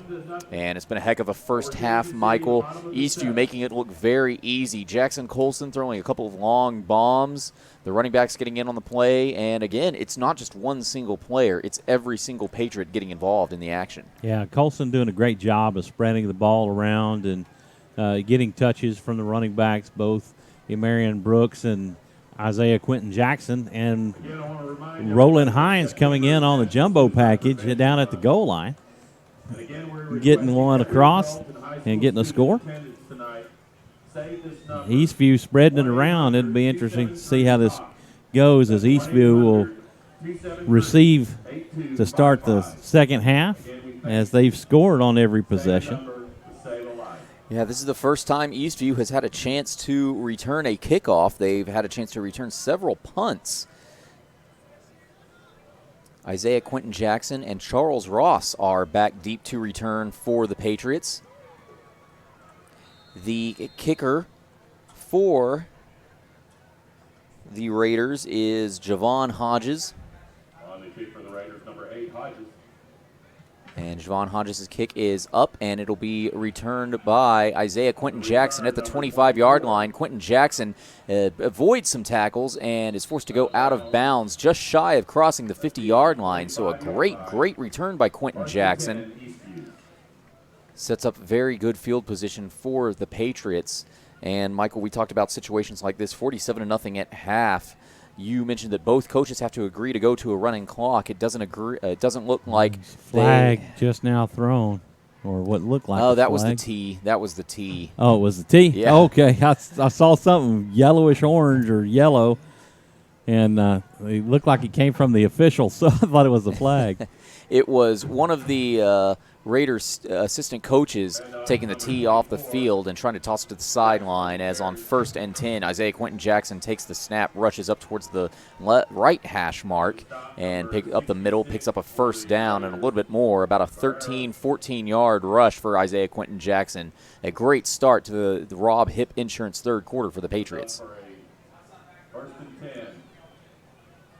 On second down, 4 wide receivers out for the Patriots. It's a handoff to Quentin Jackson up the middle again, and he's stuffed, actually, after a gain of 1 yard, brought down at the line by DeAnthony Moore, one of the team captains for the Raiders. It's like they're going to give him 2 yards right at the 40-yard line. Brings up second down and 8. Jackson Colson in the shotgun formation, 1 running back, 2 receivers on each side. The ball is at the 40-yard line of Northeastern. It's a quick screen pass caught on the right side by Charles Ross. Charles Ross breaks past a defender and makes it to the first down yard marker before being knocked out of bounds, pushed out of bounds, rather, by Nate Ferretz.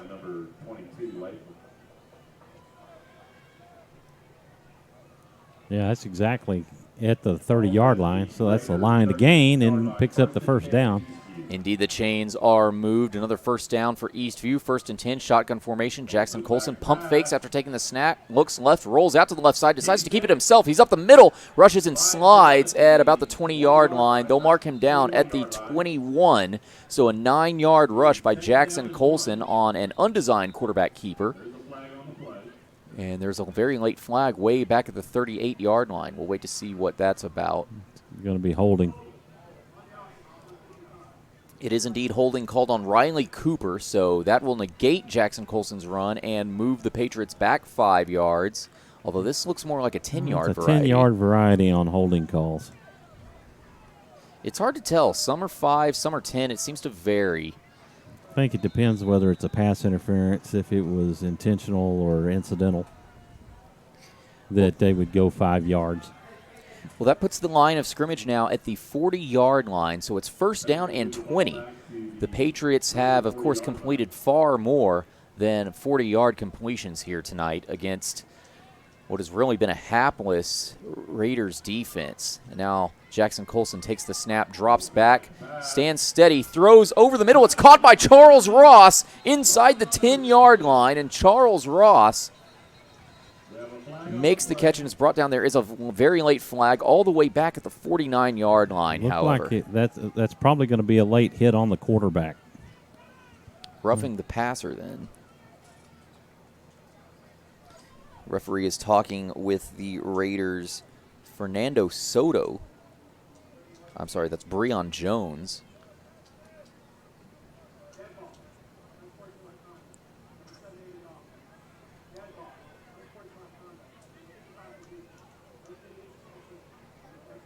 Unsportsmanlike conduct. So things getting really chippy out there. Northeast is just getting run over by Eastview, and the frustration starting to mount early here in the third quarter.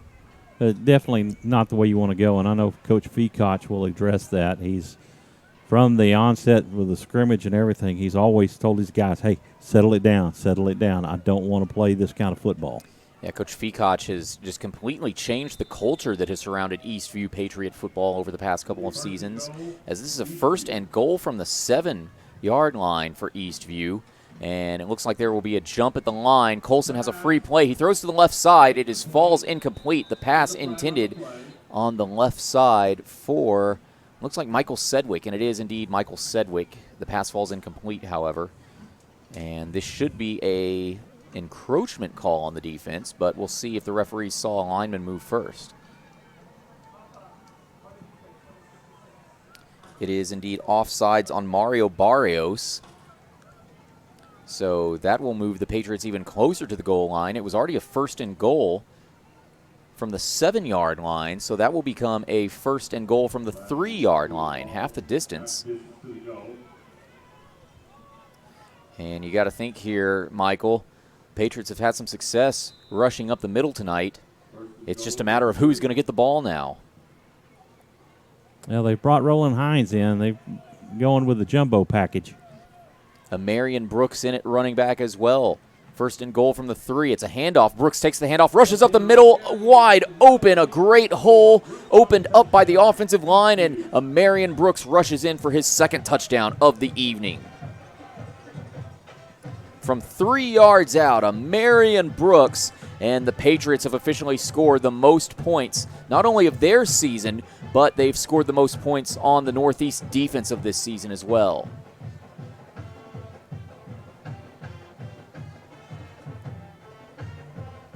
Jose Rodriguez out to attempt the PAT. The kick is up, and the kick is good. So just like that, the Patriots starting off strong in the Rob Hip Insurance third quarter. They lead it 54-0. We'll go ahead and take a brief commercial break. Stay tuned. We'll have more exciting football action here just after this.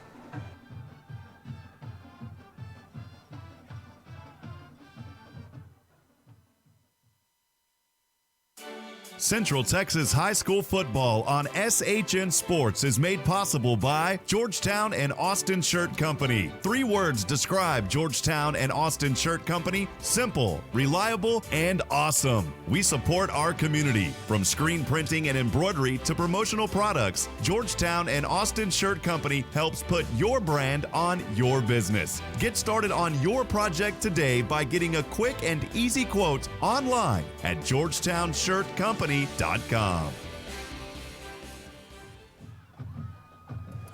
We're back here at Nelson Field, where Eastview has just taken a dominating 54-0 lead over the Northeast Raiders.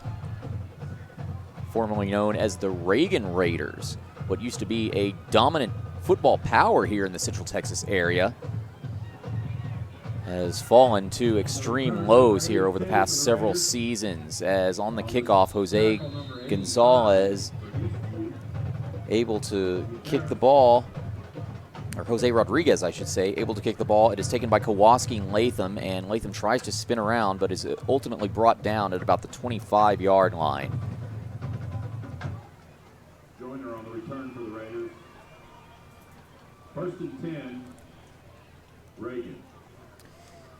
It will be 1st and 10 Northeast from their own 24-yard line. And, Michael, I don't know if you just heard the PA announcer, but he made the same mistake we have all been making all night, referring to Northeast as the former high school Reagan. That's not the first time he's done it either.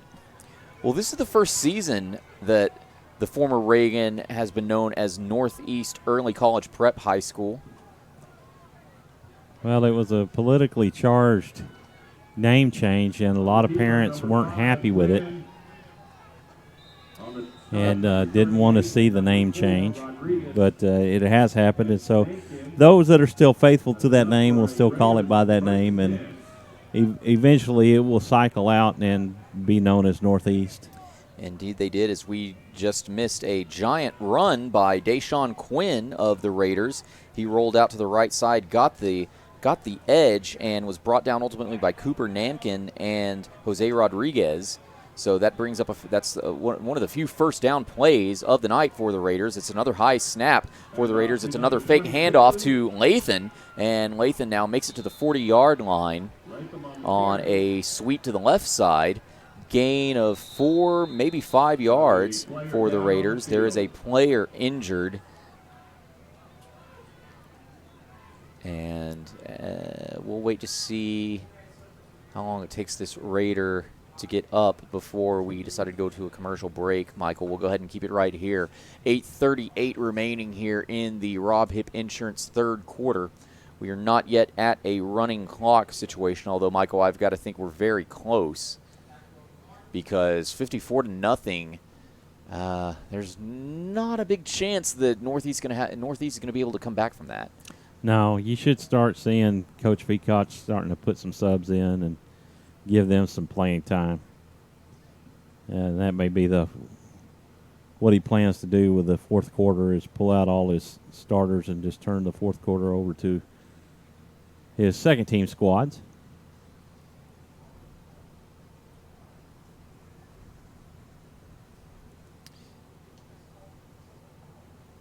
The injured Raider is helped up. Crowd here at Nelson Field has fallen very, very silent. You can hear a pin drop. That is Kowalski Latham, who was down on the play, and he's now walking off the field under his own power. So that is always, always great to see. It would be very unfortunate for a player to suffer an injury in a type of game like this, a massive blowout, because, I mean, it's bad, Michael, don't get me wrong, whenever anybody is injured, but it just feels like an even bit more of a waste when it happens at a blowout game like this. Right. Almost needless, I guess is the word I'm looking for. As the clock has now begun to tick. 8:30 remaining here in the Rob Hipp Insurance third quarter. It's a 2nd down and 5 for the Raiders, and it's another sweep to the left side. Quinn is the back on the carry, and he has nowhere really to go. He's forced out towards the sidelines. Might have gained a yard, might have lost a yard. We'll wait to see what the referees have to say. And he indeed lost 2 yards on that carry, so that'll bring up 3rd down and 7 for the Raiders.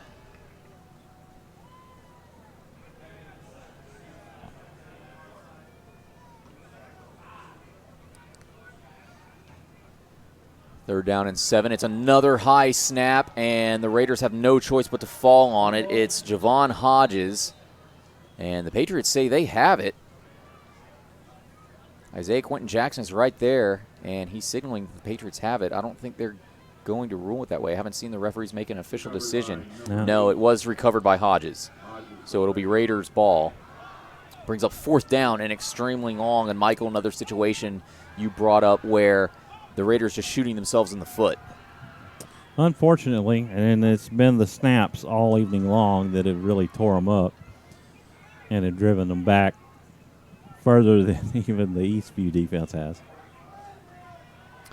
So this will be a punting situation. Isaiah Quentin Jackson back to return at the Eastview 40-yard line. The ball is up, and it takes a Raider bounce. And Quentin Jackson picks it up at the 35, and he rushes out towards the right sideline. He's got a lot of room. Isaiah Quentin Jackson to the 20, to the 15, to the 10. He dodges. He breaks a defender's ankles and is brought down at the 8-yard line. A great return by Isaiah Quentin Jackson, about 45 yards, and gets the Patriots inside the 10-yard line for this next series. It sets up a 1st and goal from the 7-yard line for the Patriots.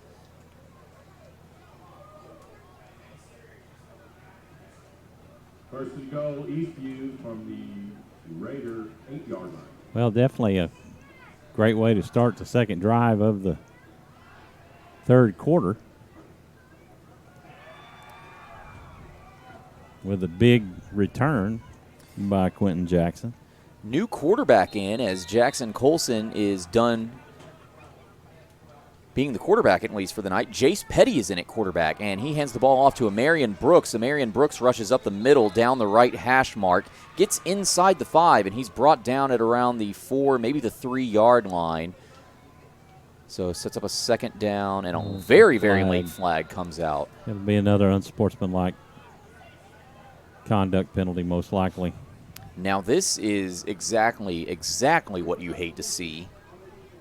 And that's going to be on the defense, so half of the distance to the goal for an unsportsmanlike conduct. They did not single out the player who the penalty was called on. But Jace Petty, this is our first look at him in the quarterback position all season, as these Eastview games have been pretty close up until tonight. You know, the thing is, Coach Feacock, he runs so many substitutions that a lot of these players are playing no matter what. Right. So, you know, a lot of the second stringers are already getting a lot of game time.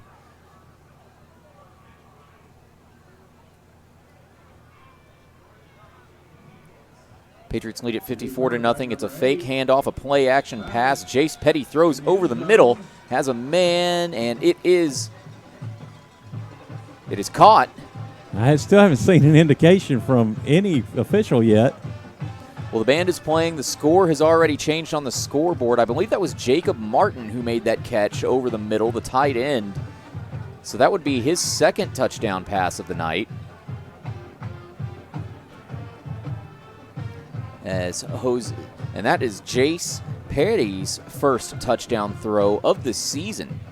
So Jackson Colson, no interceptions tonight as well, as he's off to a great start this season. Rodriguez's PAT is up, and it is good. So now Eastview, 2 possessions here in the Rob Hip Insurance third quarter, 2 touchdowns. We're halfway through, 6:02 remaining in the third quarter.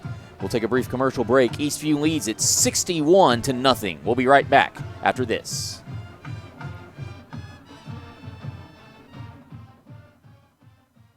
If you're looking to buy or sell a home or land in the Georgetown area, call Glenn Patterson Realtor. As a third-generation resident of Williamson County, his knowledge will assure you will receive the best price for your purchase or sell. Don't wait. Contact Glenn today at PattersonPropertiesTX.com.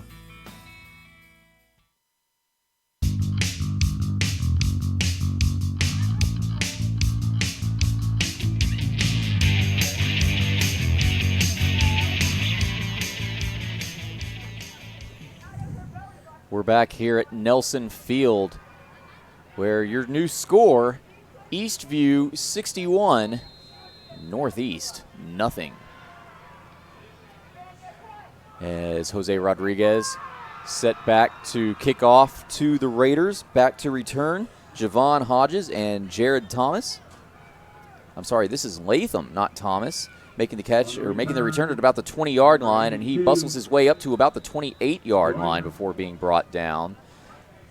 On the stop for Eastview number 88 and number 27.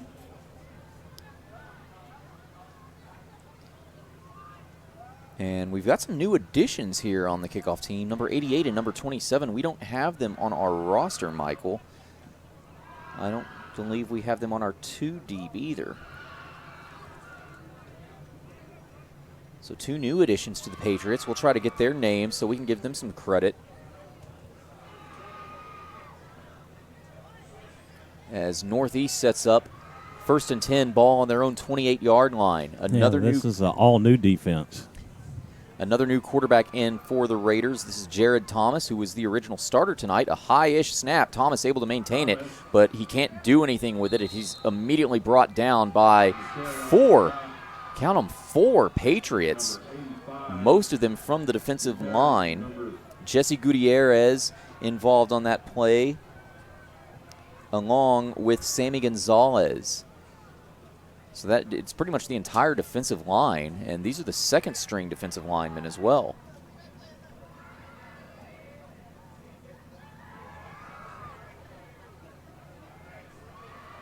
Brings up 2nd down and 14 for the Raiders. And it's a sweep handoff to the left side for Javon Hodges. And Hodges makes it back to the original line of scrimmage, gains a couple of yards after that, so it'll set up third down in less than 10, third down at about 9, maybe 8, depending on where the referees spot the ball. Looks like it's going to be third down and 9.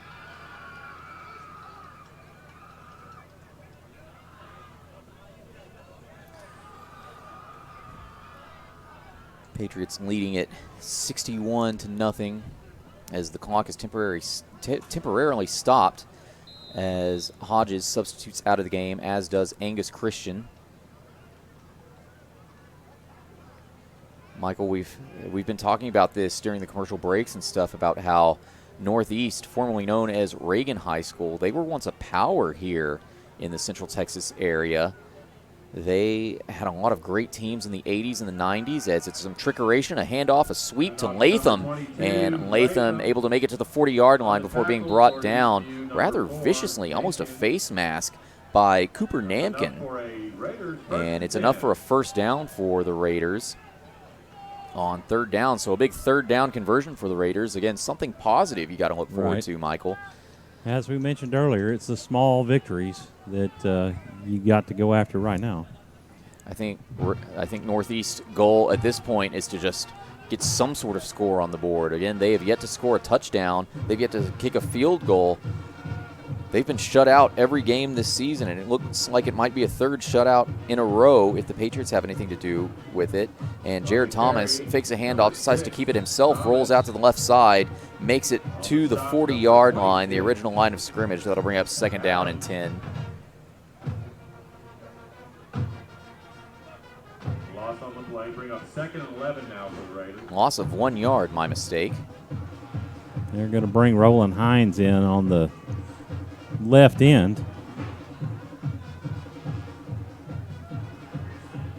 Put a little extra pressure. See if they can get Northeast off the field. Ball on the 39-yard line. Another high snap, and it falls to the 25-yard line. A loss of 14. The Raiders able to fall on it. That is Hodges, who is able to maintain possession of the football for the Raiders. And how many high snaps has this Raiders team had tonight, Michael? Golly, that's too many to count, buddy. I gave up counting after 7. Third and 25 now for the Raiders. Third down, 25. So third down and very long. It will be another one of those small victories if the Raiders can just convert this.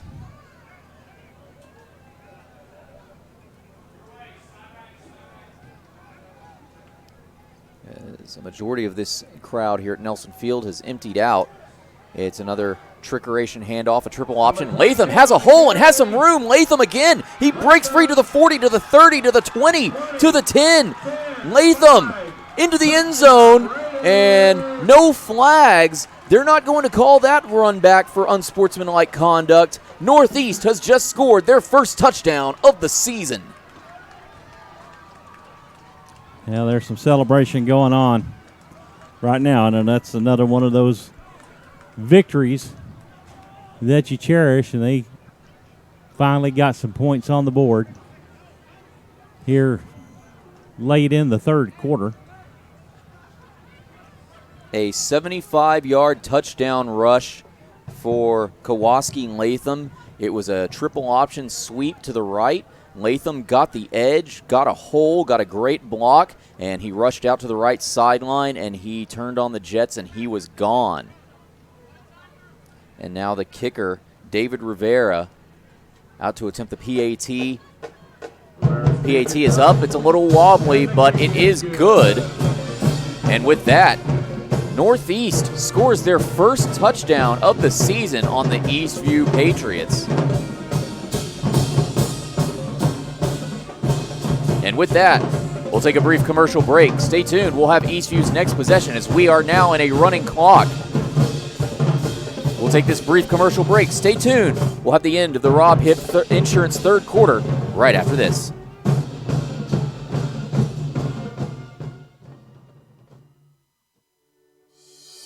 Jimmy Jacobs' reputation for building beautiful custom homes in Central Texas speaks for itself. For over 30 years, he has been behind some of the most successful and sought-after new home developments in Georgetown. Grand Endeavor Homes represents a new era of elegant custom home building. Now joined by his son, Justin Jacobs, Jimmy has launched Grand Endeavor Homes to continue his legacy and reputation for custom homes in Georgetown and the surrounding areas. Visit GrandEndeavorHomes.com for details and directions to the model home. CP. We're back here at Nelson Field, where it's about the end of the Rob Hip Insurance third quarter. We are now in a running clock. Eastview leads at 61-7. They just gave up the first touchdown of the season to these Northeast Raiders on a 75-yard run by Kowalski Latham. And with that, it's the end of the Rob Hip Insurance third quarter. We'll take another brief commercial break. Stay tuned. We'll have the conclusion of this game right after this. You're watching Eastview Patriot football on SHN Sports, presented by Georgetown Jewelry.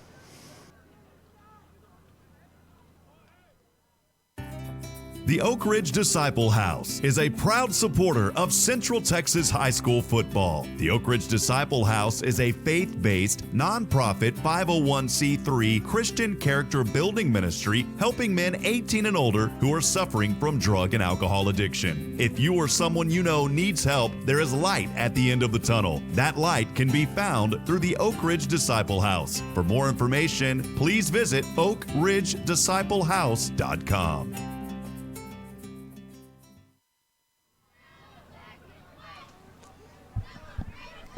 We're back here at Nelson Field at the start of the Rob Hip Insurance fourth quarter.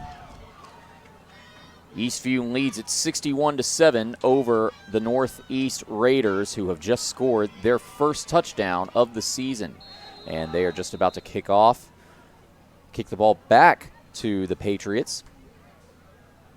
And we are officially under a running clock here, so this will be a very abbreviated fourth quarter. The kickoff is taken by one of the upmen. That is Tyler Wagoner, and Wagoner has some room. He makes it to the 40-yard line before being brought down viciously by Javon Hodges, and Hodges, a vicious tackle that knocked his own helmet off, and so he'll be forced to sit out this next play under UIL rules, which is supposed to be for the safety of the players, which is a rule I think we can all agree with, because we don't want any of these kids coming out with CTE or any of those other head injuries. But if you're a player, you don't want to come off the field, so you want to be out there battling with your teammates. It's just a helmet coming off. Just rebuckle the chin strap and go on, right? That's kind of the way they think. First and 10 here for the Patriots at their own 41-yard line. Jace Petty in at quarterback, and it's a handoff to the third-string running back. That is number 23, who we do not have on our roster.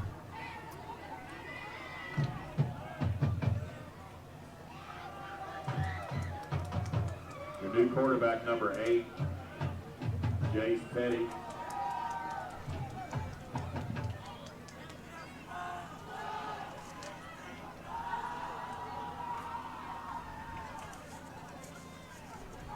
Keeper, tackled by number 78, Jones. Well, another handoff on second down and 7 for the Patriots. Doesn't result in much.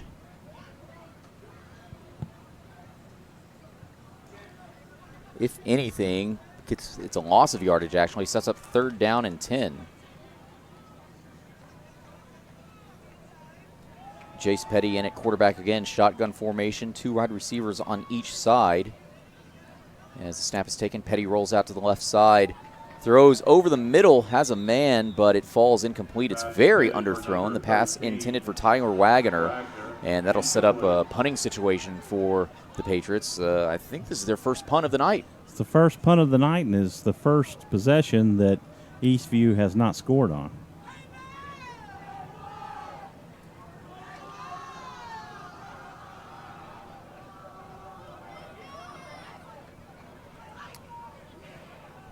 And now Colson. Jackson Colson is back to punt. back on the field. His night is not officially over. Kowalski and Latham back deep to return at the Raiders' own 20-yard line. Colson able to get the snap, and the punt is up. It's a little low, shanked off the side of his foot, but it takes an Eastview bounce all the way to the Raiders' 33-yard line, and that is where it will be downed. And so the Raiders will be set up with some decent field position. 34-yard line, 1st and 10, Northeast. As the clock continues to tick, we are just over 8.5 minutes here remaining in this ball game. Patriots lead it 61-7 in a night where they have dominated, and it's safe to say, Michael, that the Patriots will head into their bye week next week undefeated, 3-0.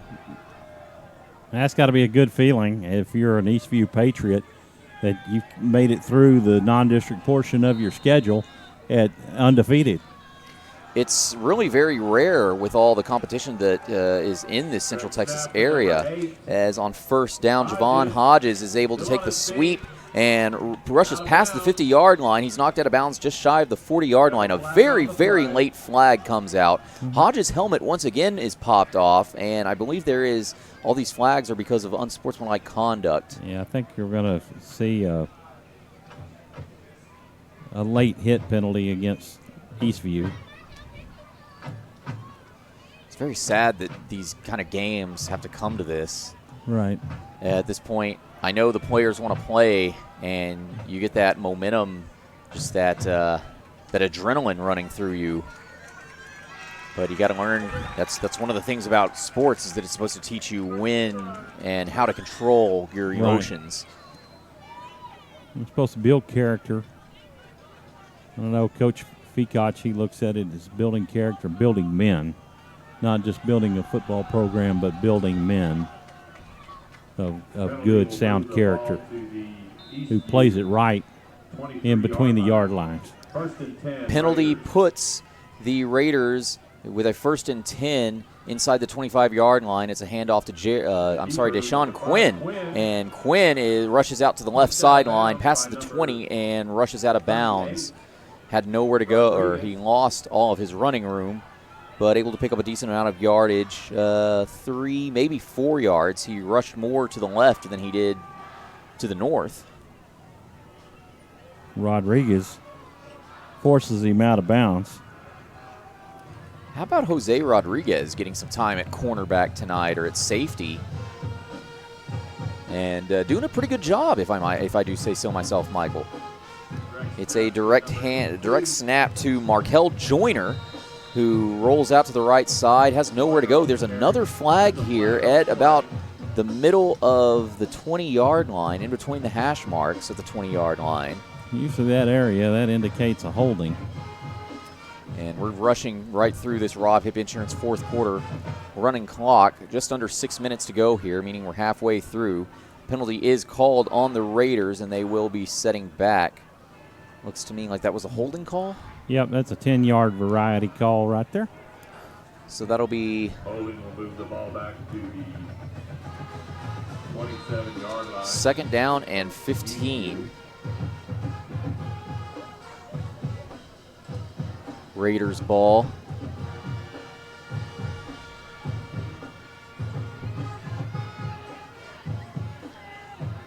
As they set up another triple option. Latham ends up with the ball again, rushes to the left side, and is just tackled just shy of the 20-yard line by Sammy Gonzalez. And it's funny, we told the PA guy we weren't going to need to pronounce this name because we've never called it before this season, but also involved in that tackle with Sammy Gonzalez was number 11, Roman Recheverri. We'll have to get that pronunciation for Coach Fekoch because I know I'm butchering that, so I'll take all the heat for this one, Michael. Don't worry. Well, we got to give that young man some credit because he is getting some playing time tonight. As play clock hits 5, 4.5 minutes to go here in the Rob Hip Insurance fourth quarter, and a timeout has been called. We'll go ahead and take it with them, otherwise we're not going to be able to get all these ads in, Michael. Yep. So again, 4:33 remaining here in the ball game. Eastview leads it 61-7 over Northeast. We'll be right back after this word from our sponsor. If you or your family couldn't work for 6 to 12 months due to a serious illness or major accident, how would that affect you or your family financially? Hi friends, I'm Rob Hipp. I offer products that can help during the tough and unforeseen times. For more information, please call me directly at 512-522-9105. Again, that number is 512-522-9105.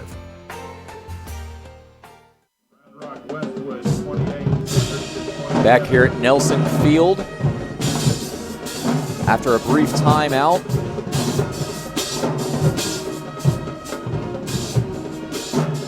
the Raiders are driving. 4:33 remaining here in the ball game. 3rd down and 9. The Raiders at the Patriots' 22-yard line, and it's a handoff or snap taken by Gerard Thomas, the quarterback. He rolls out to the right side. He throws towards the end zone to Javon Hodges. Barely falls incomplete. It falls right through Javon Hodges' hands. And boy, if Hodges could hold on to that pass, Michael, that would have been a 2nd touchdown for Northeast. Eastview got very lucky there. Yeah, they really did. You know, is that? Oh, it's number 6. I was about to say it looked like there's 2 number 8s out there. You know, Javon Hodges, the numbering on his jersey makes it look like number 9 sometimes. Right. And especially so Gerard Thomas threw that pass, and yeah. And Javon Hodges was the targeted receiver. Which is funny because I love these Raiders uniforms because they're Tar Heel blue. They've got white numbers. It's a very lit field here tonight at Nelson Field, so it's very easy to see these numbers. Mm-hmm. It's not like some of these other schools that decide to get fancy and do, say, dark gray jerseys and black numbers. Either way, I believe that's a turnover on downs.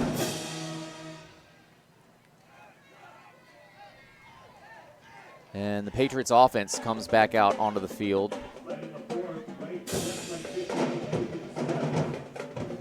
Raiders unable to convert.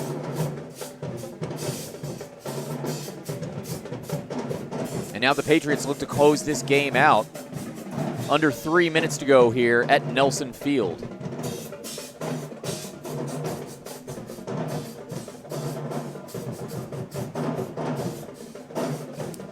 As on 1st and 10, it's a handoff to number 23, who we do not have on our roster. We'll need to speak with Coach Feacock to get an updated roster, Michael. Yeah, I didn't actually request an updated roster this time. Normally, I'd ask for an updated roster and the 2-deep chart, and I guess I made the assumption that there were probably no changes to the roster. Well, we also didn't really expect this big of a blowout tonight. We weren't expecting the 3rd stringers to really get in. Personally, Michael, I'll say it. I was expecting it to be one of those ball games where Eastview was going to kind of allow a comeback based on the last couple of weeks. Right. Or at least keep it close because, let's be honest, they have done it. And that's not a knock on the defense at all. It's just they've played some tough competition. And you never know what can happen on any given Friday night here in Texas high school football. I think what you're seeing with Eastview is, you know, as we've discussed many times, you have a lot of two-way players for the Patriots. And so you see that strong play in that first half, and then they come out in the 3rd quarter. They'll play sharp for a few minutes, and then they'll start to fall flat, showing some signs of fatigue. And tonight they haven't really reached that. But of course, the second team came in midway through the 3rd quarter, and they've been playing ever since. So. And we took a timeout just there for an injured Raider. He is up under his own power and back on the sideline. So that's always great to see.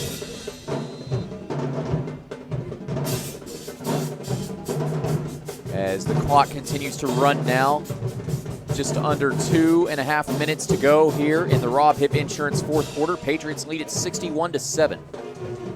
Jace Petty throws a slant route intended for number 27, who we do not have on our roster. That pass falls incomplete and will bring up 3rd down and 7.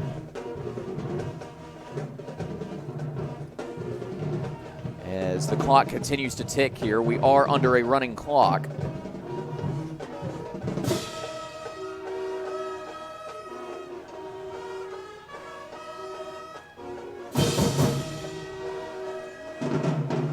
One thing I could say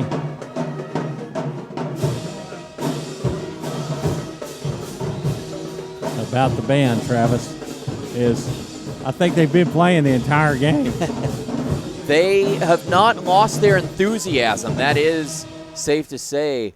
You know, one of the things I was doing when I was researching this team earlier this week, Michael, is I was looking at the band, and this band, back when it was known as Reagan High School, this band performed for a couple, I believe they performed when JFK visited Texas. Really? I believe it was that speech he gave at Rice University, the famous one about going to the moon and asking why Rice plays Texas. Ironically enough, Rice plays Texas tomorrow night if you're into college football. Mm-hmm. And there's a flag coming out as we're just under a minute, 45 seconds specifically to go here in the Rob Hip Insurance 4th quarter. Delay of game. And we're down to almost the last 30 seconds. Might as well. There's no need to risk any more injury on something like a punt.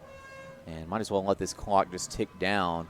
There's about a 7-second differential between this new play clock and the game clock. And I expect to probably see another delay of game penalty. But we'll see what Coach Feacock decides to do. And indeed, they're going to let the play clock run out. Hit 0 with 7 seconds remaining here on the game clock. Eastview will assess another penalty, but that will do it as the game clock hits 0. And the score is official.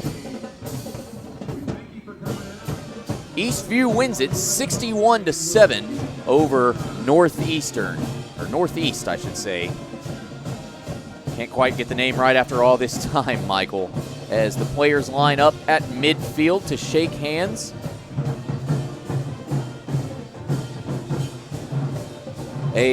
What else can you say, Michael, other than it was a dominating performance by your Eastview Patriots as they just dominated from the onset. Kickoff to Northeast to start the game. Northeast turns the ball over on the kickoff, and Eastview, deep in Northeast territory, takes it to the house to get the game started. So exciting play from the Eastview Patriots right out of the gate. That really just set the tone for tonight's game. Eastview, for the 3rd week in a row, actually, the 3rd time this season, they scored on their opening possession, and they just pretty much took off from there. 20 points in the first quarter, 47-0 at halftime. Really, Michael, when you look back on this game, Coach Feacock, really the only negatives he's going to have to say is the defense gave up the first touchdown of the season to Northeast. Granted, that was probably about the 3rd, 4th string defense, but still, it's not really a good look for the defense when you consider all things about this Northeast squad. I don't think you can really fault that squad of defense that was out there, because we saw flashes from Northeast running back, even with the first team squad in there. They had some big gains in there. And in fact, they had that one that went for a touchdown that got called back for the unsportsmanlike penalty. And that was against the first team defense. So I'm not going to hold anything against that second, third team squad that was in there when that touchdown was scored. Exactly. Another negative, really, I hate to dwell on the negatives, but we'll go ahead and do it real quick. Jose Rodriguez missed 2 PATs, and not really much you can do about that. No, you just got to keep practicing and keep working on your craft. You're about to enter the district season, so that's when it's important. You know, this is when you're out here trying to perfect what you do in the non-district portion of the schedule. And now we're looking at entering into district. And last year, district was very favorable to the Patriots, as that's where the largest part of their victories came, was during the district season. And this season right now, Weiss and Georgetown Eastview are kind of your front runners right now. Exactly. And it's going to be a more stacked district than it was last year, because some of these squads that were on their first season of varsity last year, Michael, they've got a year of experience under their belts. They've picked up a couple of wins, so it should be a pretty entertaining district. Of course, Brenham and Marble Falls, you can't really look the other way. You can't really overlook them either. Right. They're going to bring some tough challenges. Remember, Brenham beat Eastview last year. It was a game Eastview had total control over until Brenham made a comeback. They ended up winning that game 35-34. So anything can happen in the world of high school football here in Texas. And it can. And, as the season wears on, people start getting tired, injuries start happening because people start getting sloppy, and, they're not doing everything as sharp as they were earlier in the season. So Coach Feacock will have these boys ready and make sure that they're doing everything right and not getting to that point where it's sloppy. They're looking for a district championship and hopefully to run the table. And wouldn't that be something for Coach Feacock in his inaugural year at Eastview, coming from San Saba 14-1, to come and as Fanstan has quoted Vandergriff as Vandy Perf, maybe we look at Eastview Perf. As maybe they can go 10-0. I mean, it's definitely feasible for them that they could be 10-0 at the end of the regular season. Exactly. And, they'll have to face some more adversity, too, when you look at the district schedule. 3 home games, 4 road games. Right. So they're going to be playing, obviously, a majority on the road. It's going to be tough. Yeah, it's going to be tough. They get Cedar Creek at home. They get Brenham at home. Marble Falls on the road. Elgin on the Bastrop on the road. Elgin on the road. So you got some tough outs to get there with, and Elgin was 0-2 prior to this week in their standing, but you can't fall asleep on them. You can't count them out. They always play tough. Bastrop the same way. Their crosstown rival with Cedar Creek. They got to step up and play to that level. So. District's about to start, and we're excited about that. And our next broadcast will be at Marble Falls. That will be 2 weeks from tonight, a 7 p.m. kickoff. We'll be going live at about 6:50. But, of course, the bye week next week. Before we head out this evening, Michael, we'll go over some of the stats. These are unofficial, of course. Those stats are always updated by Coach Feacock on Max Preps, if you're interested. Jacob Martin, 2 touchdown catches on the evening. Michael Sedgwick, 2 touchdown catches, 2 touchdown receptions, well over 100 yards tonight. He probably had somewhere around the 120 yardage in that number. One of those being an 80-yard touchdown catches, just a simple slant pass. It was amazing. Amarian Brooks, 2 touchdowns on the ground. Roland Hines got in on that touchdown action. He scored a touchdown of his own on the ground. And I'm pretty sure that was Roland Hines. Him and both Marion Brooks kind of wear their undershirt out, and those numbers look so similar when they're busting through the line. So I'm trying to judge who's high-fiving each other on the sideline to see where it came from. And I noticed that Roland Hines was getting a lot of high fives for a defensive player on an offensive play. And Charles Ross with an amazing 15-yard touchdown reception. Isaiah Quentin Jackson had a touchdown run of his own, and all that we can really say after that is that the Eastview Patriots are doing a great job of spreading the ball out, getting everybody a hand on the ball, and the offense is in some fantastic shape heading into the bye week and heading into district play. Right, and the other thing that shows with him spreading the ball around and hitting his different receivers, when coaches come out to scout the Patriots, they're sitting there and saying, okay, well, he doesn't really have a favorite target. He throws all over the place, so they can't really key on one particular player. So they got to look at putting the pressure on Colson and shutting down that two-headed monster ground attack of Emarion Brooks and Isaiah Quentin Jackson. Before we head out, Michael, we've got to nominate a player of the week for Eastview, and that player will be nominated in turn for the SHN Sports Player of the Week. where they will receive a plaque during practice. I believe that is on Tuesday afternoons, and you can follow along with that action on Twitter. But, Michael, your pick for player of this game. I know it's kind of tough considering all that happened and the circumstances, but got to pick somebody. Who's your pick? Putting you on the spot my goodness. Offensively, I'd probably have to say Sedgwick. I mean, he had some big bust-out receptions for touchdowns, so I think I'm going to have to look at Sedgwick. But I mean, you could give it to Jackson Colson every week. You know, the way that he's been doing. I'm going to do.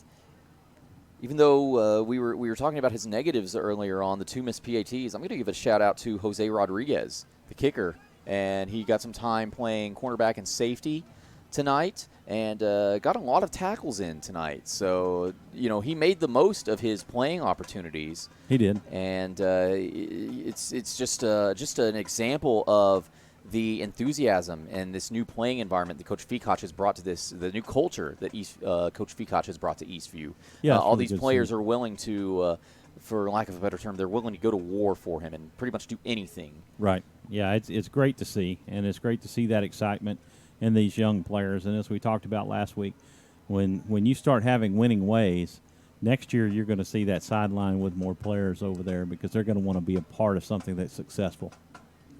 Well, with that, we will bid adieu to you. Thank you very much for tuning in to this edition of Eastview Patriot Football on SHN Sports presented by Georgetown Jewelry.